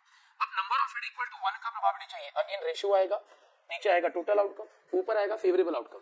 फेवरेबल मतलब मुझे x equal to 1 means 1 head वाले आउटकम चाहिए। तो इनमें से कितने आउटकम है जो 1 हेड वाले हैं। अगर आप चेक करो तो ये सेकंड आउटकम और थर्ड आउटकम, 2 आउटकम ऐसे हैं तो 2/4 मींस 1/2 हो जाएगा। The last one 2 number of head वाले चाहिए, 2 नंबर ऑफ हेड वाले का प्रोबेबिलिटी। तो गाइस प्रोबेबिलिटी मतलब रेशियो, नीचे आएगा टोटल आउटकम, ऊपर आएगा आपका फेवरेबल आउटकम। तो favourable means x equal to 2 means number of head equal to 2। तो गाइस ये जो टोटल आउटकम मिले हैं इसमें से कितने आउटकम है जहां पे 2 नंबर ऑफ हेड आया है, there is only 1 outcome, so therefore यहां पे 1 आएगा मींस 1/4 हो जाएगा, राइट। सो ये 1/4 हो गया answer for number of head equal to 2 का प्रोबेबिलिटी। तो इस तरह से हमने ये डिस्ट्रीब्यूशन टेबल बना दिया, क्लियर है। चलिए एक और एग्जांपल इसी में है कि नंबर ऑफ टेल के लिए डिस्ट्रीब्यूशन टेबल बनाइए, साइमल्टेनियस टॉसेस ऑफ 3 कॉइन्स। तो 3 कॉइन्स की बात चल रही है, ठीक है। तो मैं 3 कॉइन्स का भी आपको निकाल के दिखाता हूं, ठीक है। So next is your for 3 coins, है ना। नंबर ऑफ टेल्स का डिस्ट्रीब्यूशन टेबल चाहिए, probability distribution table, right, for simultaneous tosses of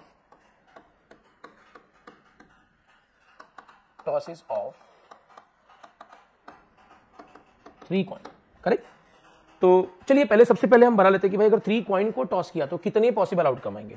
तो उसके लिए मैंने आपको फॉर्मूला दिया था, नंबर ऑफ पॉसिबल आउटकम निकालना है।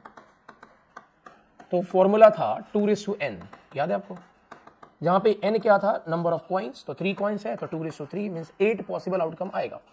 ठीक है, तो 8 पॉसिबल आउटकम क्या आएंगे उसके लिए देखो लिस्ट कैसे बनाना है मैं आपको दिखाता हूं। 3 कॉइन थे, let's say coin 1, coin 2, coin 3। ठीक है, तो कॉइन 1, 2, 3 इनके लिए मैं 8 आउटकम का लिस्ट बनाने जा रहा हूं। So let's start. ठीक है, तो 8 है तो ये हो गया आपका फर्स्ट, फिर ये हो गया सेकंड, ये हो गया आपका third, fourth, fifth, sixth, seventh and eighth. ठीक है, चलिए तो मैं देखिए लिस्ट कैसे बनाना होता है, एंट्री कैसे करनी होती है, दैट इज मोर इंपॉर्टेंट। हाँ, कॉइन 1 की एंट्री कैसे किया था हमने, सिंगल हेड सिंगल टेल, फिर हेड टेल, फिर हेड टेल, हेड टेल। फिर मैंने सेकंड कॉइन के लिए क्या बोला था, डबल हेड है ना, double tail, double head double tail. Clear, पहले सिंगल हेड सिंगल टेल, फिर double head double tail, double head double tail, फिर उसके बाद 4 times head and 4 times tail. इस तरह से ऑल पॉसिबल आउटकम का लिस्ट बन गया। अब आपको चाहिए तो आप यहाँ पे सैंपल स्पेस लिख सकते हो, मतलब ये जो पूरे आउटकम्स है यहाँ पे लिस्ट आउट कर सकते हो। पहला जो पॉसिबल आउटकम था ट्रिपल हेड से लेके पूरा लास्ट तक, मतलब ट्रिपल टेल तक, ये आप यहाँ पे लिख सकते हो, बट लिखना नॉट कंपलसरी, बिकॉज ये आंसर का पार्ट नहीं है। आपको सिर्फ इतना मालूम होना चाहिए कि भाई टोटल नंबर ऑफ आउटकम कितने हैं, that is 8। Am I correct, है ना। अगर आप काउंट करोगे तो ये फर्स्ट है, ये सेकंड है, third, fourth, fifth, six, seventh और एट्थ, है ना। अगर ये फॉर्मूला भी किया है तो भी आपको मालूम पड़ जाएगा। ठीक है, चलिए टोटल नंबर ऑफ आउटकम हो गया। किसके लिए आपको डिस्ट्रीब्यूशन टेबल बनाना था, नंबर ऑफ टेल्स के लिए। चलिए तो मैं यहाँ पे लिखता हूँ कि लेट मेरा जो x है ना, लेट जो मेरा x है वो क्या है, नंबर ऑफ टेल्स, बिकॉज हमें नंबर ऑफ टेल्स के लिए क्या बनाना है, प्रोबेबिलिटी डिस्ट्रीब्यूशन टेबल। एक बात बताइए, अगर आप 3 कॉइन टॉस कर रहे हो तो कितने नंबर ऑफ टेल्स आने के चांसेस है। सपोज आपको क्लिक नहीं हो रहा है तो हर आउटकम को ऑब्जर्व कर लो। मुझे क्या दिख रहा है कि कुछ ऐसे आउटकम है जहां पे एक भी टेल नहीं है, जैसे पहला आउटकम, मतलब चांसेस है कि आपको 0 टेल वाले भी, 0 नंबर ऑफ टेल वाले भी आउटकम मिल सकते हैं। कुछ ऐसे आउटकम भी है जहां पे सिंगल टेल है, जैसे देख लो ये second and third outcome single tail. अच्छा, कुछ ऐसे भी होंगे जहां पे 2 टेल, और कुछ ऐसे होंगे जहां पे 3 के तीनों कॉइन पे टेल आ रहा है, मतलब दीज आर दी पॉसिबिलिटीज। इसके अलावा नंबर ऑफ टेल का और कोई पॉसिबल आउटकम यहाँ पे है ही नहीं। तो गाइज अपने पास ये x की वैल्यू जो रेडी है, इसी के लिए डिस्ट्रीब्यूशन टेबल हमें बनाना है। ठीक है, चलिए मैं जर्नी स्टार्ट कर लेता हूं। ठीक है, टेबल, मैं यहाँ पे टेबल बना रहा हूं। सो यस, ये लाइन भी मैं ऐड किया यहाँ पे, x एंड करस्पॉन्डिंग है ना प्रोबेबिलिटी। तो 4 वैल्यूज है तो 4 यहाँ पे कॉलम बनाना पड़ेगा। दिस इज सेकंड हो गया, थर्ड एंड फोर्थ। क्लियर, चलिए एंट्री करता हूं मैं यहाँ पे। तो जैसा कि मैंने बोला कि फर्स्ट जो एंट्री आएगा वो x का आएगा एंड करस्पॉन्डिंग प्रोबेबिलिटी का यहाँ पे आएगा, राइट। तो भाई x के वैल्यूज क्या क्या थे, 0, 1, 2, 3, समझ में आया।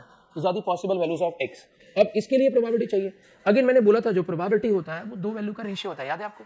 तो नीचे आता है टोटल आउटकम। सो हर एक है ना, चाहे वो number of head equal to 0 हो, चाहे 1 हो, चाहे 2 हो, चाहे 3 हो, मतलब नंबर ऑफ हेड का वैल्यू कोई भी हो, है ना। यहाँ पे जो प्रोबेबिलिटी हमें निकालना है, नीचे आएगा टोटल आउटकम। तो टोटल आउटकम तो 8 था, ऊपर आएगा फेवरेबल, मतलब कितनी बार ऐसा आउटकम आया जहां पे 0 नंबर ऑफ हेड आए, भाई एक ही है ना, 0 नंबर ऑफ टेल आया है, दैट इज एक ही आउटकम है पहला। ये पहले आउटकम को छोड़ के बाकी कोई भी आउटकम चेक कर लीजिए, है ना, आपको एटलीस्ट एक टेल तो मिलेगा ही मिलेगा। तो 0 टेल वाला एक ही ऑप्शन है, therefore probability of number of 0 tail हो जाएगा 1/8। Probability for number of tail equal to 1 का आंसर चाहिए, तो ऊपर हमें मार्क करना पड़ेगा number of outcomes which has only 1 tail. तो कितने ऐसे आउटकम है जहां पे सिर्फ एक ही टेल है। अगर मैं मार्क करूं तो ये मेरा पहला आउटकम है, ये मेरा दूसरा आउटकम है, और अगर आप देखो तो ये मेरा तीसरा आउटकम है जहां पे आपको सिंगल टेल दिख रहा है। देखो इसमें एक ही टेल है, इसमें भी एक ही है, इसमें भी एक ही है, मतलब 3 पॉसिबल आउटकम है जहां पे सिंगल नंबर ऑफ टेल आ रहा है। Therefore number of tail equal to 1 का प्रोबेबिलिटी हो गया 3/8। समझ में, किसी भी नंबर ऑफ टेल का अगर प्रोबेबिलिटी चाहिए तो प्रोबेबिलिटी क्या होता है, 2 वैल्यू का रेशियो। नीचे आता है टोटल आउटकम, ऊपर आता है फेवरेबल आउटकम। वैसे ही अगर number of tail equal to 2 चाहिए, number of tail equal to 2 का प्रोबेबिलिटी, तो नीचे आ गया टोटल आउटकम, ऊपर आएगा फेवरेबल। तो कितने आउटकम ऐसे हैं जहां पे 2 नंबर ऑफ टेल आया है, चलिए काउंट करते हैं।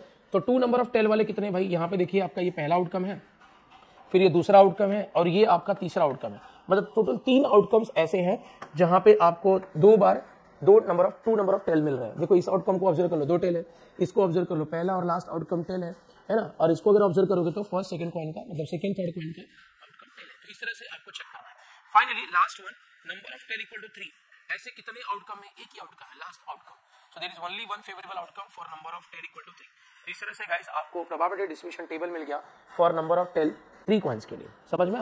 तो देखिए ये जो मैंने आंसर निकाले हैं ना, ये आंसर आप डायरेक्ट भी कैलकुलेट कर सकते थे, बट यहाँ पे नहीं। डायरेक्ट कैलकुलेशन आपको कहाँ लगेगा?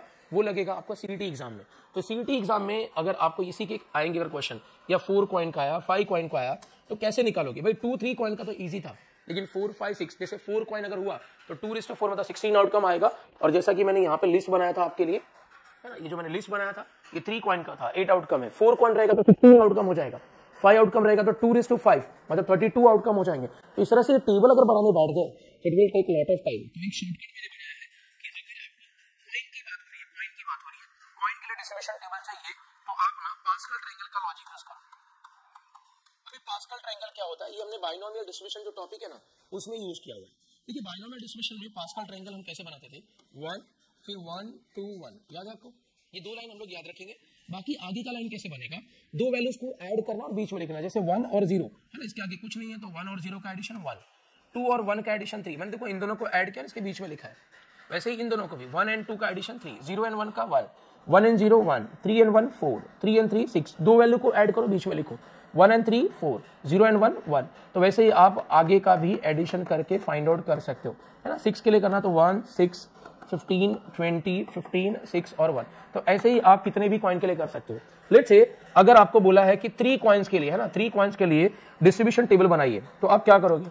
3 कॉइन में नंबर ऑफ, है ना, नंबर ऑफ हेड के लिए या नंबर ऑफ टेल, किसका भी बोले, नंबर ऑफ हेड बोले या फिर नंबर ऑफ टेल, है ना, किसी के लिए भी अगर आपको डिस्ट्रीब्यूशन टेबल बनाना है तो देखिए 3 कॉइन अगर टॉस कर रहे हो तो पॉसिबल है कि 0 हेड आएगा या 0 टेल आएगा, 1 हेड आएगा, 2 हेड आएगा, 3 हेड आएगा। 3 कॉइन की बात हो रही है, तो इनका डिस्ट्रीब्यूशन टेबल मींस प्रोबेबिलिटी कैसे निकालोगे? भाई प्रोबेबिलिटी निकालना है तो वी नो कि अगर 3 कॉइन को टॉस किया तो 2:3 मींस 8 टोटल पॉसिबल आउटकम्स है। तो मैं जो प्रोबेबिलिटी बनाऊंगा नीचे तो 8 आ जाएगा, है ना, नीचे 8 आ जाएगा। और ऊपर का काउंट कैसे मिलेगा? देखिए उसके लिए वो टेबल बनाने की जरूरत नहीं है। अगर 3 कॉइन की बात हो रही है ना, 3 कॉइन की, तो 3 कॉइन वाला, देखो ये 3 कॉइन वाला रिजल्ट है, दिस इज योर 3 कॉइन वाला, है ना, 1 कॉइन 2 कॉइन और ये आपका 3 कॉइन वाला है। सिमिलरली ये आपका 4 कॉइन वाला है, ये आपका 5 कॉइन वाला है, ठीक है। तो मैं बात कर रहा था 3 कॉइन का, तो 3 कॉइन का क्या था? 1 3 3 1। तो गैस ये 1 3 3 1 इस न्यूमरेटर में ऐड करो, 1 3 3 1। तो गैस इस तरह से आप देख सकते हो कि डायरेक्टली आपको 3 कॉइन्स का नंबर ऑफ हेड हो या नंबर ऑफ टेल का डिस्ट्रीब्यूशन टेबल बन गया without making any flow chart, मतलब सैंपल स्पेस बनाने की जरूरत नहीं पड़ी। तो यही ट्रिक यूज करके आप 4 कॉइन के लिए भी बना सकते हो। जैसे अगर 4 कॉइन का बनाना है तो नंबर ऑफ हेड या नंबर ऑफ टेल कितने आएंगे भाई? अगर 4 कॉइन की बात हो रही है तो हो सकता है कि एक भी ना आए, या हो सकता है 1 हेड आए, 2 हेड आए, 3 हेड आए, या मैक्स टू मैक्स 4 के 4 हेड आ सकते हैं, राइट। तो गाइज अब मुझे इसका प्रोबेबिलिटी चाहिए, प्रोबेबिलिटी बनाना है। We know probability is a ratio of 2 values. नीचे आता है टोटल आउटकम। अगर 4 कॉइन है तो 2:4 मतलब 16 आउटकम हो जाएंगे, तो नीचे आएगा टोटल आउटकम विच इज 16। तो इस तरह से आप नीचे 16 लिखिए। ऊपर 4 कॉइन की बात हो रही थी तो 4 कॉइन के लिए आप ये 4 कॉइन वाला जो आउटकम है ना, पास्कल ट्रायंगल है, ये वैल्यू कॉपी करिए। आप चाहिए तो मैनुअली फाइंड आउट करके देखना, you will get the same answer. तो मैंने आपके लिए होमवर्क रखा हुआ है, ये मैंने अगर आप चेक करोगे तो मैंने कॉइन 2, है ना, 2 कॉइन के लिए नंबर ऑफ हेड का डिस्ट्रीब्यूशन टेबल, फिर 3 कॉइन के लिए नंबर ऑफ टेल का डिस्ट्रीब्यूशन, और मैंने डायरेक्टली भी करके बताया पास्कल ट्रायंगल से। ये 4 कॉइन का है, ठीक है, 4 कॉइन का नंबर ऑफ हेड बोलो या नंबर ऑफ टेल का डिस्ट्रीब्यूशन टेबल मैंने डायरेक्टली निकाल के बताया है, बट इसी को आप इस तरह से फाइंड आउट करके मुझे बताइए, देखिए आपका सोल्यूशन मिलता है या नहीं, राइट। चलिए तो एक और एग्जांपल के साथ हम लोग प्रोबेबिलिटी डिस्ट्रीब्यूशन का फर्स्ट एक्सरसाइज का क्वेश्चन लेते हैं। क्वेश्चन है from a lot of 30 bulbs which include 6 defective, मतलब 30 बल्ब्स का एक लॉट है, उसमें से 6 डिफेक्टिव बल्ब है, ऐसा बोला है। तो इस तरह से देखा जाए तो 30 में अगर 6 डिफेक्टिव है तो बचे कितने इफेक्टिव? 24। क्या ये बात समझ में आई? A sample of 4 bulb is drawn, ठीक है, मतलब एक लॉट है जिसमें 30 बल्ब्स है, उसमें 6 डिफेक्टिव है, 24 इफेक्टिव है, उसमें से 4 बॉल को ड्रॉ किया मतलब निकाला है at random with replacement. Randomly मतलब ऐसा नहीं कि उसके अंदर देखा कि हाँ कौन सा इफेक्टिव है कौन सा डिफेक्टिव है उसके बाद निकाला, ऐसा नहीं, रैंडमली निकाला है। मतलब रैंडमली मतलब वो एक हाथ डाला, बकेट में हाथ डाला जिसमें भी वो लॉट में रखा हुआ है, और वहां से एक बल्ब निकाला, निकालने के बाद डिसाइड करेगा कि इफेक्टिव है या डिफेक्टिव, रैंडमली निकाला है। अच्छा, find the probability distribution of number of defective bulbs. Of course 4 bulb निकालने वाला है तो हो सकता है कि उसको डिफेक्टिव मिलेगा, इफेक्टिव मिलेगा। तो नंबर ऑफ डिफेक्टिव बल्ब्स क्या क्या मिल सकते हैं उसका डिस्ट्रीब्यूशन टेबल बनाने का काम करने का है। मतलब 4 बल्ब निकालने वाला है, तो हो सकता है कि एक भी डिफेक्टिव ना मिले, हो सकता है कि 4 में से एक डिफेक्टिव मिले, हो सकता है कि 4 में से 2, 4 में से 3, या मैक्स टू मैक्स उसका दिन खराब है, 4 के चारों ही क्या मिले, डिफेक्टिव मिले। तो गाइस एवरी केस के लिए means every number of defective bulb का प्रोबेबिलिटी निकालने का है। तो चलिए स्टार्ट करते हैं जर्नी। तो सबसे पहले तो मैं आपको थोड़ा डायग्रामेटिकली क्लियर कर दूं।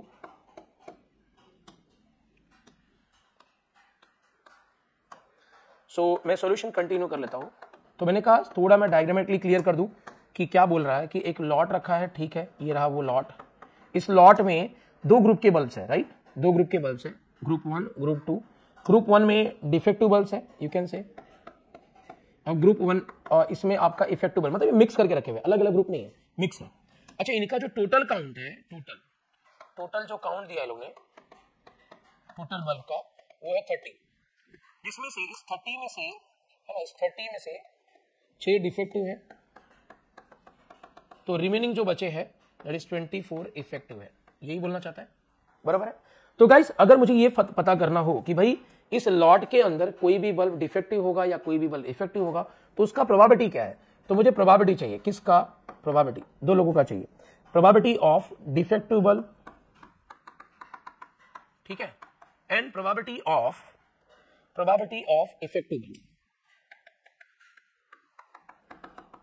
मुझे इन दोनों का प्रोबेबिलिटी चाहिए, ठीक है। तो जैसा कि आपको मालूम है प्रोबेबिलिटी जो होता है वो 2 वैल्यू का रेशियो होता है। तो ये जो इसका आंसर आएगा probability of defective bulb ratio आएगा, इसका भी रेशियो आएगा। भाई टोटल इस लॉट में टोटल कितने बल्ब थे, इस लॉट में टोटल 30 बल्ब थे, आई होप यू रिमेंबर 30। तो नीचे अगर टोटल आउटकम आएगा, टोटल आउटकम मतलब number of head and number of tail, सब sorry number of defective and number of effective, दोनों मिला के कितने हैं 30। उसमें से अगर डिफेक्टिव बल्ब का प्रोबेबिलिटी चाहिए, मतलब मेरा फेवरेबल होगा, ऊपर काउंट किसका आएगा, डिफेक्टिव बल्ब का। तो भाई 30 में से डिफेक्टिव कितने थे, 6, तो ऊपर 6 आ जाएगा। फॉर डिफेक्टिव बल्ब का प्रोबेबिलिटी में ऊपर 6 आएगा। अच्छा, प्रोबेबिलिटी अगर इफेक्टिव का चाहिए तो ऊपर फेवरेबल काउंट, फेवरेबल मतलब इफेक्टिव बल्ब का काउंट चाहिए, तो इफेक्टिव बल्ब कितने थे 24 मतलब 24, तो यहाँ पे आ जाएगा 24। सिंप्लीफाई किया तो 6 1 जा 6 5 जा 6 4 जा एंड 6 5 जा। तो इस तरह से आप देख सकते हो कि आपको ये प्रोबेबिलिटी का है ना काउंट मिल गया। प्रोबेबिलिटी ऑफ डिफेक्टिव बल्ब मतलब इस लॉट में कोई एक बल्ब डिफेक्टिव होगा, उसका चांस है 1/5। इस लॉट में कोई इफेक्टिव बल्ब होगा, उसका चांस है 4/5। क्लियर। तो गाइस अब मुझे क्या डिफाइन करना है, मुझे पता करना है कि भाई किसका मुझे डिस्ट्रीब्यूशन टेबल बनाना है। तो मुझे किसका डिस्ट्रीब्यूशन टेबल बनाना है, अगर आप चेक करोगे तो जो प्रोबेबिलिटी डिस्ट्रीब्यूशन टेबल बनाना है वो नंबर ऑफ डिफेक्टिव बल्ब का बनाना है, नंबर ऑफ डिफेक्टिव बल्ब। तो जिसका डिस्ट्रीब्यूशन टेबल बनाना है उसको हम लेंगे x, तो let x is equal to हो गया नंबर ऑफ डिफेक्टिव बल्ब्स, ठीक है।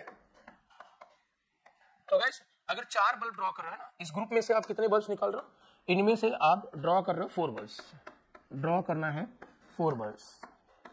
अगर 4 बल्ब ड्रॉ कर रहे हो तो चांसेस है कि 4 में से एक भी डिफेक्टिव ना हो, चांसेस है कि 4 में से एक डिफेक्टिव हो, 2 हो, 3 हो, या 4 के 4 हो सकते हैं। इसके अलावा कोई ऑप्शन है नहीं है। So these are the all possible values of x, ठीक है। तो ये जो मैंने x के ऑल पॉसिबल वैल्यूज बनाए हैं, इसी का मुझे डिस्ट्रीब्यूशन टेबल बनाना है। ओके चलिए, तो मैं स्टार्ट करता हूं डिस्ट्रीब्यूशन टेबल बनाना। फिर डिस्ट्रीब्यूशन टेबल 4 वैल्यूज है, सॉरी 5 वैल्यूज है, तो मैं यहां पे बना रहा हूं। डिस्ट्रीब्यूशन टेबल बनाना है। Okay now next is your this first 5 columns बनाने पड़ेंगे, मतलब 6, 5 ये और एक 6। तो ये दूसरा हो गया, ये तीसरा हो गया, चौथा हो गया, और ये 5वां एंड 6वां। चलिए, तो मैंने यहाँ पे बना दिया है। नाउ अब मैं आगे एंट्री करता हूँ। मुझे करस्पॉन्डिंग x वैल्यू एंड उसका प्रोबेबिलिटी चाहिए, राइट। तो ये मैंने यहाँ पे लिख दिया है। सो x के वैल्यूज क्या क्या है, अगर x के वैल्यू चेक करोगे तो 0 है, 1 है, 2 है, 3 है एंड 4 है ना। नंबर ऑफ जो डिफेक्टिव बल्ब है वो क्या थे, 4 में से एक भी डिफेक्टिव नहीं हो सकते हैं, 1 होंगे या 2 होंगे या 3 होंगे, या 4 के चारों डिफेक्टिव हो सकते हैं। मतलब 4 बल्ब निकालना है एंड नंबर ऑफ डिफेक्टिव के क्या क्या पॉसिबल कॉम्बिनेशन मिलेगा, वही x है। तो मैंने यहाँ पे नोटिफाई कर दिया। अब देखिए मुझे मेरा टारगेट क्या है, प्रोबेबिलिटी फाइंड आउट करना। ये प्रोबेबिलिटी मैं आपको नेक्स्ट पेज पे निकाल के दिखाता हूँ। तो चलिए, पहला मैं फर्स्ट टारगेट करूंगा probability for number of defective bulb as a 0, मतलब x इक्वल टू 0। अब मुझे बताइए, आपको 4 बल्ब निकालने हैं, 4 बल्ब बराबर, और एक भी डिफेक्टिव नहीं मिलेगा, सॉरी मतलब number of defective bulbs are 0, एक भी अगर डिफेक्टिव नहीं मिलेगा, ऐसा कब पॉसिबल है, थोड़ा दिमाग लगाइए, भगवान ने दिया है यार, ऊपर दिया है ना। भेजा खाली तो है नहीं। तो अगर आप दिमाग लगाओ तो 4 बार बल्ब निकालने वाला है और एक भी डिफेक्टिव नहीं मिलेगा। ऐसा एक ही टाइम पॉसिबल है, वो भी कब, जब 4 के चारों क्या मिलेंगे, इफेक्टिव। मतलब मेरा कहने का मतलब है कि आपको एक भी डिफेक्टिव ना मिले उसके लिए पहला इफेक्टिव मिलना चाहिए, एंड मतलब होता है इनटू, राइट। दूसरा भी इफेक्टिव मिलना चाहिए, एंड तीसरा भी इफेक्टिव मिलना चाहिए, एंड चौथा भी इफेक्टिव। मतलब अगर चारों इफेक्टिव मिले तो ही जाके नंबर ऑफ डिफेक्टिव बल्ब क्या होगा, 0। 4 ही बल्ब निकालना था और एक भी डिफेक्टिव ना मिले, इसका एक ही पॉसिबिलिटी है, ठीक है। अब एक और देखिए, जरा दूसरा देखिए, दिमाग लगाइएगा प्लीज, है ना। x इक्वल टू 1 मतलब number of defective bulb equal to 1। ऐसा कब कब पॉसिबल है भाई, एक डिफेक्टिव बल्ब चाहिए तो कब कब पॉसिबल है, जरा अगर आप दिमाग लगाओ थोड़ा तो आपको समझ में आएगा। अगर एक डिफेक्टिव चाहिए तो हो सकता है कि पहला डिफेक्टिव मिला हो, दूसरा, तीसरा और चौथा इफेक्टिव मिला हो। This is the first possibility. अच्छा, एक और पॉसिबिलिटी और क्या हो सकती है कि आपको पहला इफेक्टिव मिला हो लेकिन दूसरा डिफेक्टिव और तीसरा चौथा इफेक्टिव मिला हो। मतलब इस केस में भी आपको एक ही डिफेक्टिव मिल रहा है। अच्छा, एक और पॉसिबिलिटी क्या हो सकती है कि भाई पहले पोजीशन पर डिफेक्टिव मिला था, अब दूसरे पे मिला, तो नेक्स्ट मतलब तीसरे पोजीशन वाला तीसरा जो बल्ब ड्रॉ किया वो डिफेक्टिव मिला है। तो इस केस में भी आप बोल सकते हो कि आपको अगेन एक ही डिफेक्टिव मिल रहा है। या फिर एक पॉसिबिलिटी और है, लास्ट वन, कि आपको पहला, दूसरा, तीसरा इफेक्टिव मिला एंड लास्ट डिफेक्टिव मिला है। This is your possibilities. तो गाइस, जैसा आपने x equal to 0 means number of defective bulb equal to 0, x equal to 1 means number of defective equal to 1 के लिए कंडीशंस, ऑल पॉसिबल कंडीशन का आपने probability निकाला, वैसे ही आपको पॉसिबिलिटी निकाला, वैसे ही आपको अब x equal to 2 and x equal to 3 and finally x equals to 4 के लिए, है ना, x इक्वल टू 4 के लिए लास्ट कॉम्बिनेशन है आपका x इक्वल टू 4। यहाँ पे मैं लिखता हूँ x इक्वल टू 4 का कंडीशंस बनाना है। चलिए लेट्स फ्रेम इट। तो गाइस, अब मुझे चाहिए 2 डिफेक्टिव बल्ब्स, बराबर। सो पहला अगर डिफेक्टिव बल्ब की बात करें, मतलब 2 डिफेक्टिव अगर चाहिए तो हो सकता है कि पहला, दूसरा डिफेक्टिव मिले, तीसरा और चौथा इफेक्टिव मिले। अगर ऐसा कॉम्बिनेशन आता है तो 2 डिफेक्टिव मिलेगा। या फिर नेक्स्ट पॉसिबिलिटी क्या है, और नेक्स्ट पॉसिबिलिटी क्या है कि अब मैं क्या करने वाला हूं, सेकंड डिफेक्टिव का पोजीशन चेंज करने वाला हूं। मतलब पहला डिफेक्टिव, है ना, पहला आपका डिफेक्टिव, फिर इफेक्टिव, फिर डिफेक्टिव, इफेक्टिव। मतलब इस कॉम्बिनेशन में भी अगर 4 बल्ब निकालते हो तो अगेन आपको डिफेक्टिव जो है 2 मिलेंगे। नेक्स्ट पॉसिबिलिटी आपका है ना, नेक्स्ट पॉसिबिलिटी क्या है, अगर आपको इस कॉम्बिनेशन में मिला defective, effective, effective and defective, तो अगेन आपको 2 ही डिफेक्टिव मिल रहे हैं। फिर नेक्स्ट आपका कॉम्बिनेशन क्या बन रहा है, यहाँ पे नेक्स्ट कॉम्बिनेशन बन रहा है कि अगर आपको पहला डिफेक्टिव मिला, सॉरी पहला अभी मैं हटाता हूँ बिकॉज ऑलरेडी फर्स्ट पोजीशन का हो गया, पहला इफेक्टिव मिला, दूसरा, तीसरा डिफेक्टिव एंड चौथा इफेक्टिव। इस कॉम्बिनेशन में भी आपको 2 डिफेक्टिव मिल रहे हैं। और नेक्स्ट कॉम्बिनेशन क्या बन रहा है कि पहला इफेक्टिव है, दूसरा डिफेक्टिव है, फिर इफेक्टिव एंड डिफेक्टिव। ये कॉम्बिनेशन भी आपको 2 डिफेक्टिव दे रहा है, राइट। और नेक्स्ट कॉम्बिनेशन क्या बन रहा है आपका, नेक्स्ट कॉम्बिनेशन है कि अगर आपको इफेक्टिव, इफेक्टिव एंड डिफेक्टिव मिले, तो गाइस ये जो कॉम्बिनेशन मैंने बनाया है, इन सारे कॉम्बिनेशन में अगर आपको आउटकम मिलते हैं, ये मिले और ये मिले और ये मिले, या ये मिले, या किसी भी इनमें से कोई भी एक अगर केस अराइज होती है, मतलब आपको नंबर ऑफ डिफेक्टिव बल्ब्स कितने मिलेंगे, 2। तो ये कैसे बनाया, मैं एक बार वापस आपको बता देता हूँ। मैंने 2 डिफेक्टिव के पहले फर्स्ट सेकंड रखा, फिर फर्स्ट थर्ड, फिर फर्स्ट फोर्थ। मतलब पहला एक फिक्स रखा, दूसरे वाले को मूव किया, पहले प्लेस पे, फिर दूसरे पे, फिर तीसरे पे। देखो यही किया यहाँ पे। फिर मैंने क्या किया, पहले प्लेस से डिफेक्टिव को हटाया, दूसरे और तीसरे पे रखा। अब ये तीसरे वाले का जो डिफेक्टिव उसका पोजीशन चेंज किया तो नेक्स्ट बन गया, एंड लास्ट वन मैंने लास्ट दोनों को डिफेक्टिव दे दिया। तो इस तरह से आप बना सकते हो, राइट। अच्छा चलिए, अब आपको बनाना है 3 डिफेक्टिव्स का। 3 डिफेक्टिव्स का आपको ऑल पॉसिबिलिटीज बनाना है। तो गाइस, अगर 3 डिफेक्टिव चाहिए मतलब एक ही इफेक्टिव है, राइट ना, तो उस एक इफेक्टिव का पोजीशन आप डिसाइड कर लो। मतलब मैं रखता हूं कि भाई पहला मुझे इफेक्टिव मिला, बाकी का 3 डिफेक्टिव मिला, तो 3 डिफेक्टिव हो जाएंगे। अब मैं क्या करने वाला हूं, इस डिफेक्टिव का पोजीशन, सॉरी इफेक्टिव का पोजीशन चेंज करूंगा। यहाँ पे मैंने पहला रखा था, अब मैं दूसरा रखूंगा। मतलब पहला डिफेक्टिव, इफेक्टिव, फिर डिफेक्टिव, डिफेक्टिव। इस केस में भी मुझे 3 डिफेक्टिव मिलेंगे। नेक्स्ट कॉम्बिनेशन क्या है मेरा, नेक्स्ट कॉम्बिनेशन है कि पहला दूसरा प्लेस हो गया, now defective, defective, third place पे इफेक्टिव रखा एंड चौथा डिफेक्टिव। इस केस में भी आपको क्या मिलेंगे, 3 डिफेक्टिव मिलने वाले हैं। एंड द लास्ट केस, अगर मैं इफेक्टिव को लास्ट पोजीशन में लाऊं, मतलब डिफेक्टिव, डिफेक्टिव, डिफेक्टिव, इफेक्टिव, मतलब इनमें से कोई भी एक कॉम्बिनेशन अगर आपको मिल रहा है, 4 बल्ब निकालने पे इनमें से कोई भी एक कॉम्बिनेशन मिल रहा है तो आपको 3 डिफेक्टिव मिलेंगे। Am I correct. तो कैसे किया, पहले इफेक्टिव को पहले पोजीशन पे रखा, फिर दूसरे, फिर तीसरे, फिर चौथे। इसके अलावा कोई और कॉम्बिनेशन 4 बल्ब निकालने का नहीं मिलेगा जहां पे आपको 3 डिफेक्टिव मिले। फाइनली 4 डिफेक्टिव अगर चाहिए, अगर 4 डिफेक्टिव चाहिए तो एक ही पॉसिबिलिटी है कि आपको 4 के चारों बल्ब डिफेक्टिव मिलने चाहिए, पहला, दूसरा, तीसरा एंड चौथा। इसके अलावा कोई और पॉसिबिलिटी है ही नहीं। है ना। मतलब आप और कोई भी कॉम्बिनेशन निकाल लीजिए डिफेक्टिव इफेक्टिव का, इसके अलावा कोई कॉम्बिनेशन नहीं है जहां पे आपको चार के चारों डिफेक्टिव मिले। एक बार आपने ये कॉम्बिनेशन बना लिया तो value calculation is very easy. देखिए आपने यहाँ पे ऑलरेडी लिखा हुआ है कि डिफेक्टिव का प्रोबेबिलिटी 1/5 है, इफेक्टिव का 4/5 है, राइट। तो जब भी डिफेक्टिव आएगा तो 1/5, इफेक्टिव आएगा तो 4/5। तो चलिए स्टार्ट करते हैं। यहाँ पे देखिए 4 बार इंटू है, इंटू इफेक्टिव के प्रोबेबिलिटी को 4 बार मल्टीप्लाई करना, मतलब 1/5 4 टाइम्स मल्टीप्लाई हुआ तो रेस टू 4 हो जाएगा। तो अगर आप इसको सिंप्लीफाई करोगे तो 1/4 इज 1, 5/4 करोगे तो 625 हो जाएगा। तो 1/625 ये पहले वाले का आंसर हो गया। सिमिलरली दूसरे वाले की बात करते हैं। यहाँ पे अगर आप चेक करो तो प्रोबेबिलिटी में और का मतलब होता है एडिशन। तो मतलब हमें 3 बार इफेक्टिव है, 1 बार डिफेक्टिव, मींस 3 इफेक्टिव प्रोबेबिलिटी को मल्टीप्लाई करना है और 1 डिफेक्टिव वाली प्रोबेबिलिटी को मल्टीप्लाई करना है। एवरी केस में ऐसा ही हो रहा है। हर केस में देखो ना 3 इफेक्टिव है और 1 डिफेक्टिव, 3 इफेक्टिव है और 1 डिफेक्टिव। तो ऐसा कितनी बार हो रहा है? 1 2 3 4 बार हो रहा है। तो 4 टाइम्स 3 बार के इफेक्टिव वाले को, इफेक्टिव था 4/5 इंटू 1 बार डिफेक्टिव मींस 4/5, सॉरी 1/5। तो ये 4 4 16 हो जाएगा एंड 5 5 25, राइट, करेक्ट है। एक मिनट, 4/5 मेरा जो था वो इफेक्टिव वाला था, राइट। तो 4/5 3 बार है तो रेस टू 3 आएगा, राइट। ये आपका रेस टू 3 हो जाएगा। 4/5 मींस इफेक्टिव। देखिए ना इफेक्टिव का प्रोबेबिलिटी आपका 4/5 था, इफेक्टिव वाले का 4/5। तो यहाँ पे 3 बार इफेक्टिव है इसलिए 4/5 3 बार मल्टीप्लाई होगा, मतलब रेस टू 3, और डिफेक्टिव 1 बार है तो 1 बार मल्टीप्लाई होगा।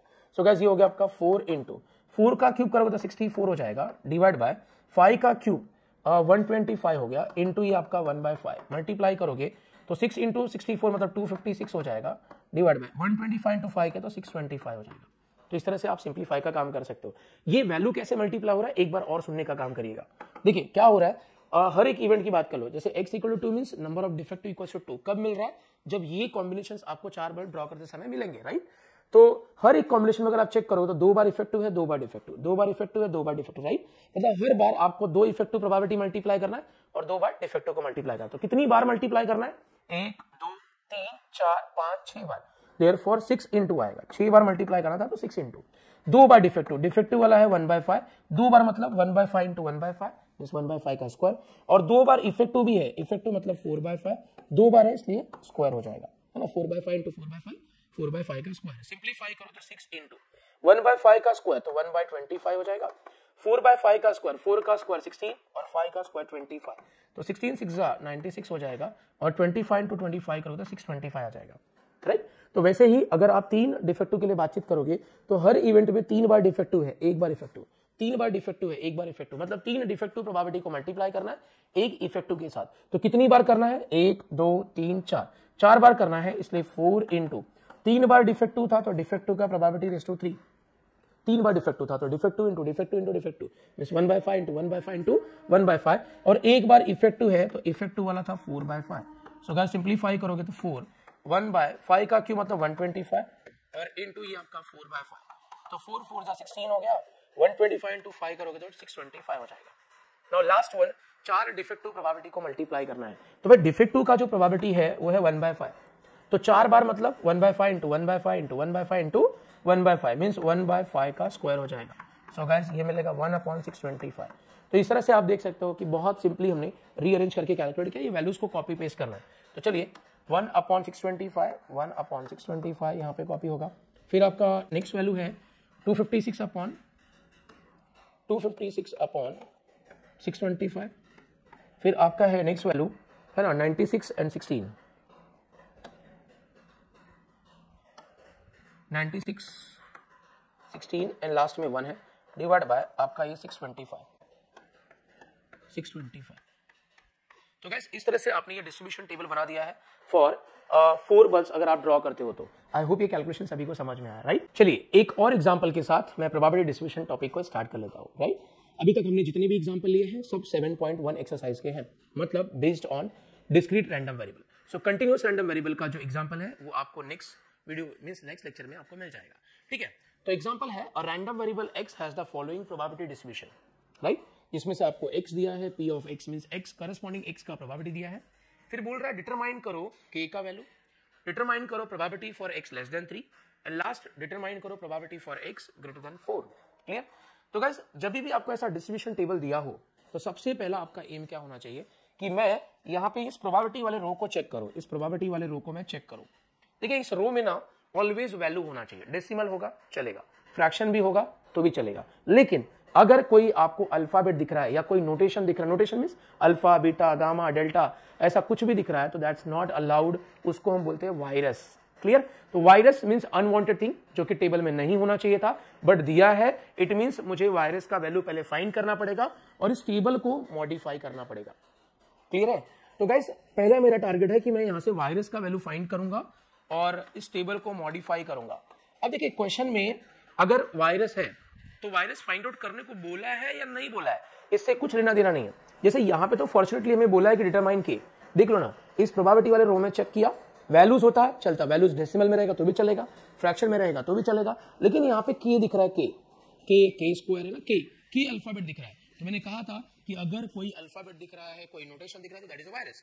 तो के का वैल्यू यहाँ पे फाइंड करने को बोला है। अगर नहीं भी बोला होता तो सबसे पहले हम वायरस का वैल्यू निकालते एंड देन उसके बाद हम इस प्रोबेबिलिटी को कैलकुलेट करते। अंडरस्टूड? तो चलिए सबसे पहले मैं इस के का वैल्यू मींस वायरस का वैल्यू फाइंड आउट करूंगा। तो के का वैल्यू निकालने के लिए मुझे पीडीएफ कंडीशन यूज करना पड़ेगा। अब भाई पीडीएफ कंडीशन किसका यूज करोगे? सिंपल सी बात है, अगर डेटा डिस्क्रीट वाला है तो डिस्क्रीट वाला पीडीएफ कंडीशन यूज करोगे। याद है मैंने ऐसा बोला था, प्राइम मिनिस्टर बनना है तो कंडीशन रिक्वायर्ड है। कंडीशन दोनों लोगों के लिए एप्लीकेबल है, नागरिक या सिटीजन इंडिया का हो या नेपाल का हो, प्राइम मिनिस्टर बनने के लिए तो कंडीशन चाहिए ही चाहिए। तो भाई अगर डिस्क्रीट का है तो भी कंडीशन चाहिए, कंटिन्यूअस का है तो भी कुछ कंडीशन तो अप्लाई होगा, तो वही कंडीशन यहाँ पे यूज करना है, राइट? तो चलिए पहला कंडीशन क्या था, मैं लिखूंगा as x is discrete random variable. तो डिस्क्रीट वाला मैं प्रोबेबिलिटी का कंडीशन यूज करता हूँ। कंडीशन नंबर 1 क्या था कि भाई सम ऑफ ऑल प्रोबेबिलिटीज जो होता है वो होना चाहिए इक्वल टू 1। तो लेट्स स्टार्ट। पहला प्रोबेबिलिटी है 0, सम मतलब प्लस, दूसरा है के प्लस, तीसरा है 2k, फिर नेक्स्ट है 2k, फिर नेक्स्ट है 3k, फिर नेक्स्ट है k स्क्वायर, नेक्स्ट है 2k स्क्वायर, नेक्स्ट है आपका 7k स्क्वायर प्लस k। मैंने क्या किया, हर एक प्रोबेबिलिटी को ऐड किया, 0 फिर k फिर 2k 3k k square 2k square and this add कर दिया। ऐड करोगे तो k स्क्वायर वाला ऐड होगा, है ना? तो 7 + 2 + 1 10 हो गया। k वाला ऐड होगा 1 + 2 + 2 + 3 + 1 मतलब ये हो जाएगा आपका 9k एंड ये 1 को इधर लाओ तो -1 हो जाएगा। समझ में? अब गाइस इसको सॉल्व करना, ये आपका क्वाड्रेटिक इक्वेशन है। I hope you know how to solve quadratic equation. अगर सॉल्व करना है तो हम क्या करते हैं, ये k स्क्वायर और कांस्टेंट है ना, k स्क्वायर और ये कांस्टेंट वाला जो कोएफिशिएंट है उसको हम यहाँ पे साइड में लेते हैं, राइट? मतलब यहाँ पे हम साइड में लेंगे इसको और इसको साइड में लेंगे, मींस मल्टीप्लाई करेंगे, ठीक है? इनको मल्टीप्लाई कर लीजिए। अगर आप मल्टीप्लाई करोगे तो जो आंसर आ रहा है, क्या आंसर आ रहा है भाई? 10 × -1 करोगे तो -10 आ रहा है।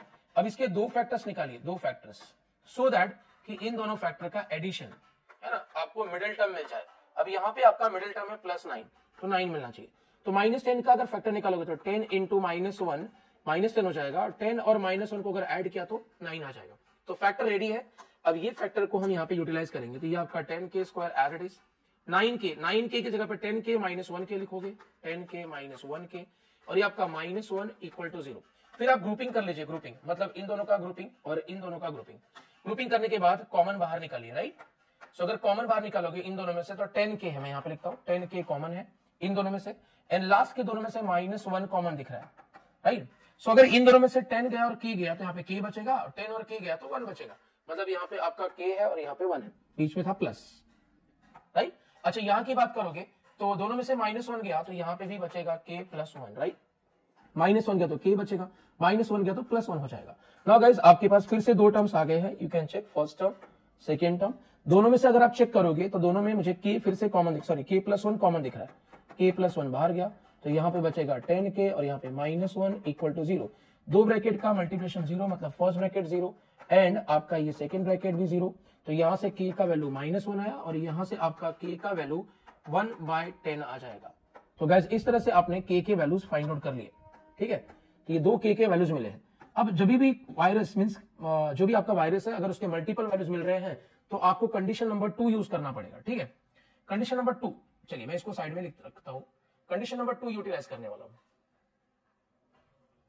कंडीशन नंबर 2 क्या बोलता है?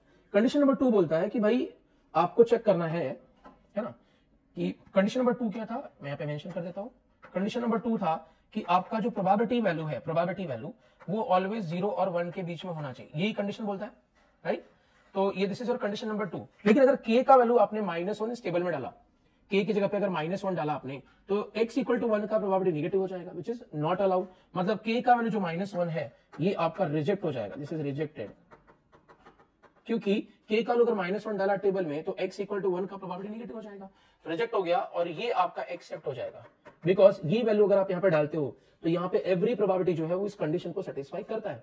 तो गाइज अपने को k का वैल्यू मींस वायरस का वैल्यू मिल गया ना। अब हम टेबल बना देंगे, चलिए। तो टेबल बनाने जा रहा हूं मैं यहाँ पे, मींस इस टेबल को मैं मॉडिफाई करूंगा, राइट। चलिए टेबल को मॉडिफाई करता हूं मैं, ओके। नाउ मेरे पास टोटल 8 कॉलम्स होने चाहिए। तो फर्स्ट कॉलम, सेकेंड, थर्ड वाला मैं टेबल बना रहा हूं, fourth,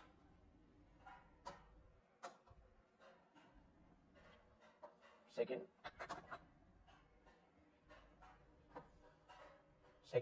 third, fourth, fifth, sixth, seventh,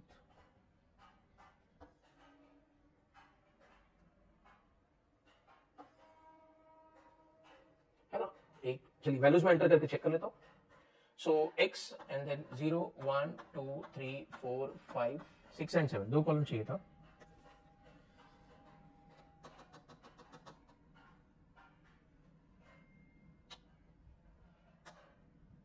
one two three four five,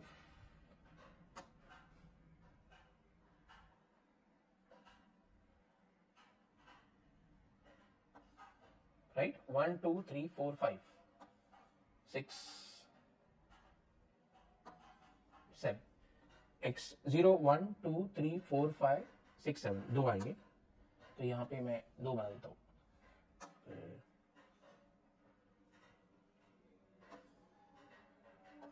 right. चलिए वैल्यूज एंटर कर लेता हूं। x 0 1 2 3 4 5 6 एंड 7, यानी यहाँ पे आपका करस्पॉन्डिंग प्रोबेबिलिटी आ जाएगा, ठीक है। अब मुझे करना क्या है, जो मेरा वायरस का वैल्यू है वो वायरस का वैल्यू मीन k का वैल्यू जो मेरा एक्सेप्ट हुआ वो यहाँ पे पुट करना है, मींस k का वैल्यू 1/10 यहाँ पे डालना है। तो पहला तो आपका 0 था, राइट, पहला आपका 0 था तो 0 हो जाएगा। फिर आपका k है, k का वैल्यू 1/10 है। फिर 2k है, 2k मींस 2 इंटू 1/10। फिर 2k है मींस 2 इंटू 1/10। फिर 3k है, 3k मींस 3/10 हो जाएगा, right. And k square means 1/10 का square which is 1/100। 2k square करो तो 2/100 हो जाएगा। And next is 7k square plus k। चलिए मैं वैल्यू कैलकुलेट करके दिखाता हूं। अगर आपको 7k स्क्वायर प्लस k का वैल्यू चाहिए, राइट, तो 7k स्क्वायर का वैल्यू तो 1/100 था, प्लस k का वैल्यू 1/10 था। अब इसको भी 100 बनाओ इसको 100 बनाना है तो नीचे 10 और ऊपर 10 से मल्टीप्लाई करो।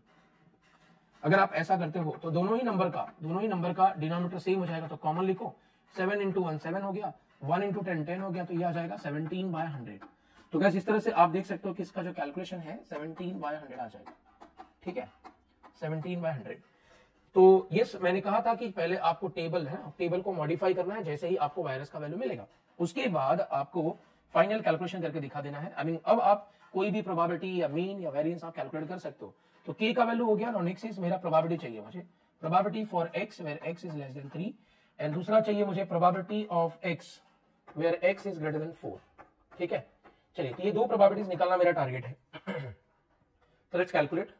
तो गाइस अगर x लेस देन 3 का प्रोबेबिलिटी चाहिए, तो मैंने आपको बताया था कि डिस्क्रीट क्या प्रोबेबिलिटी अगर चाहिए तो आप सबसे पहले क्या करो कि इस टेबल में जाओ और चेक करो कि आपके पास x के कौन कौन से वैल्यूज है। जैसे 0 है, 1 है, 2 है, 3 है, 4 है, 5 है, 6 है एंड 7 है। These are the possible all values of x।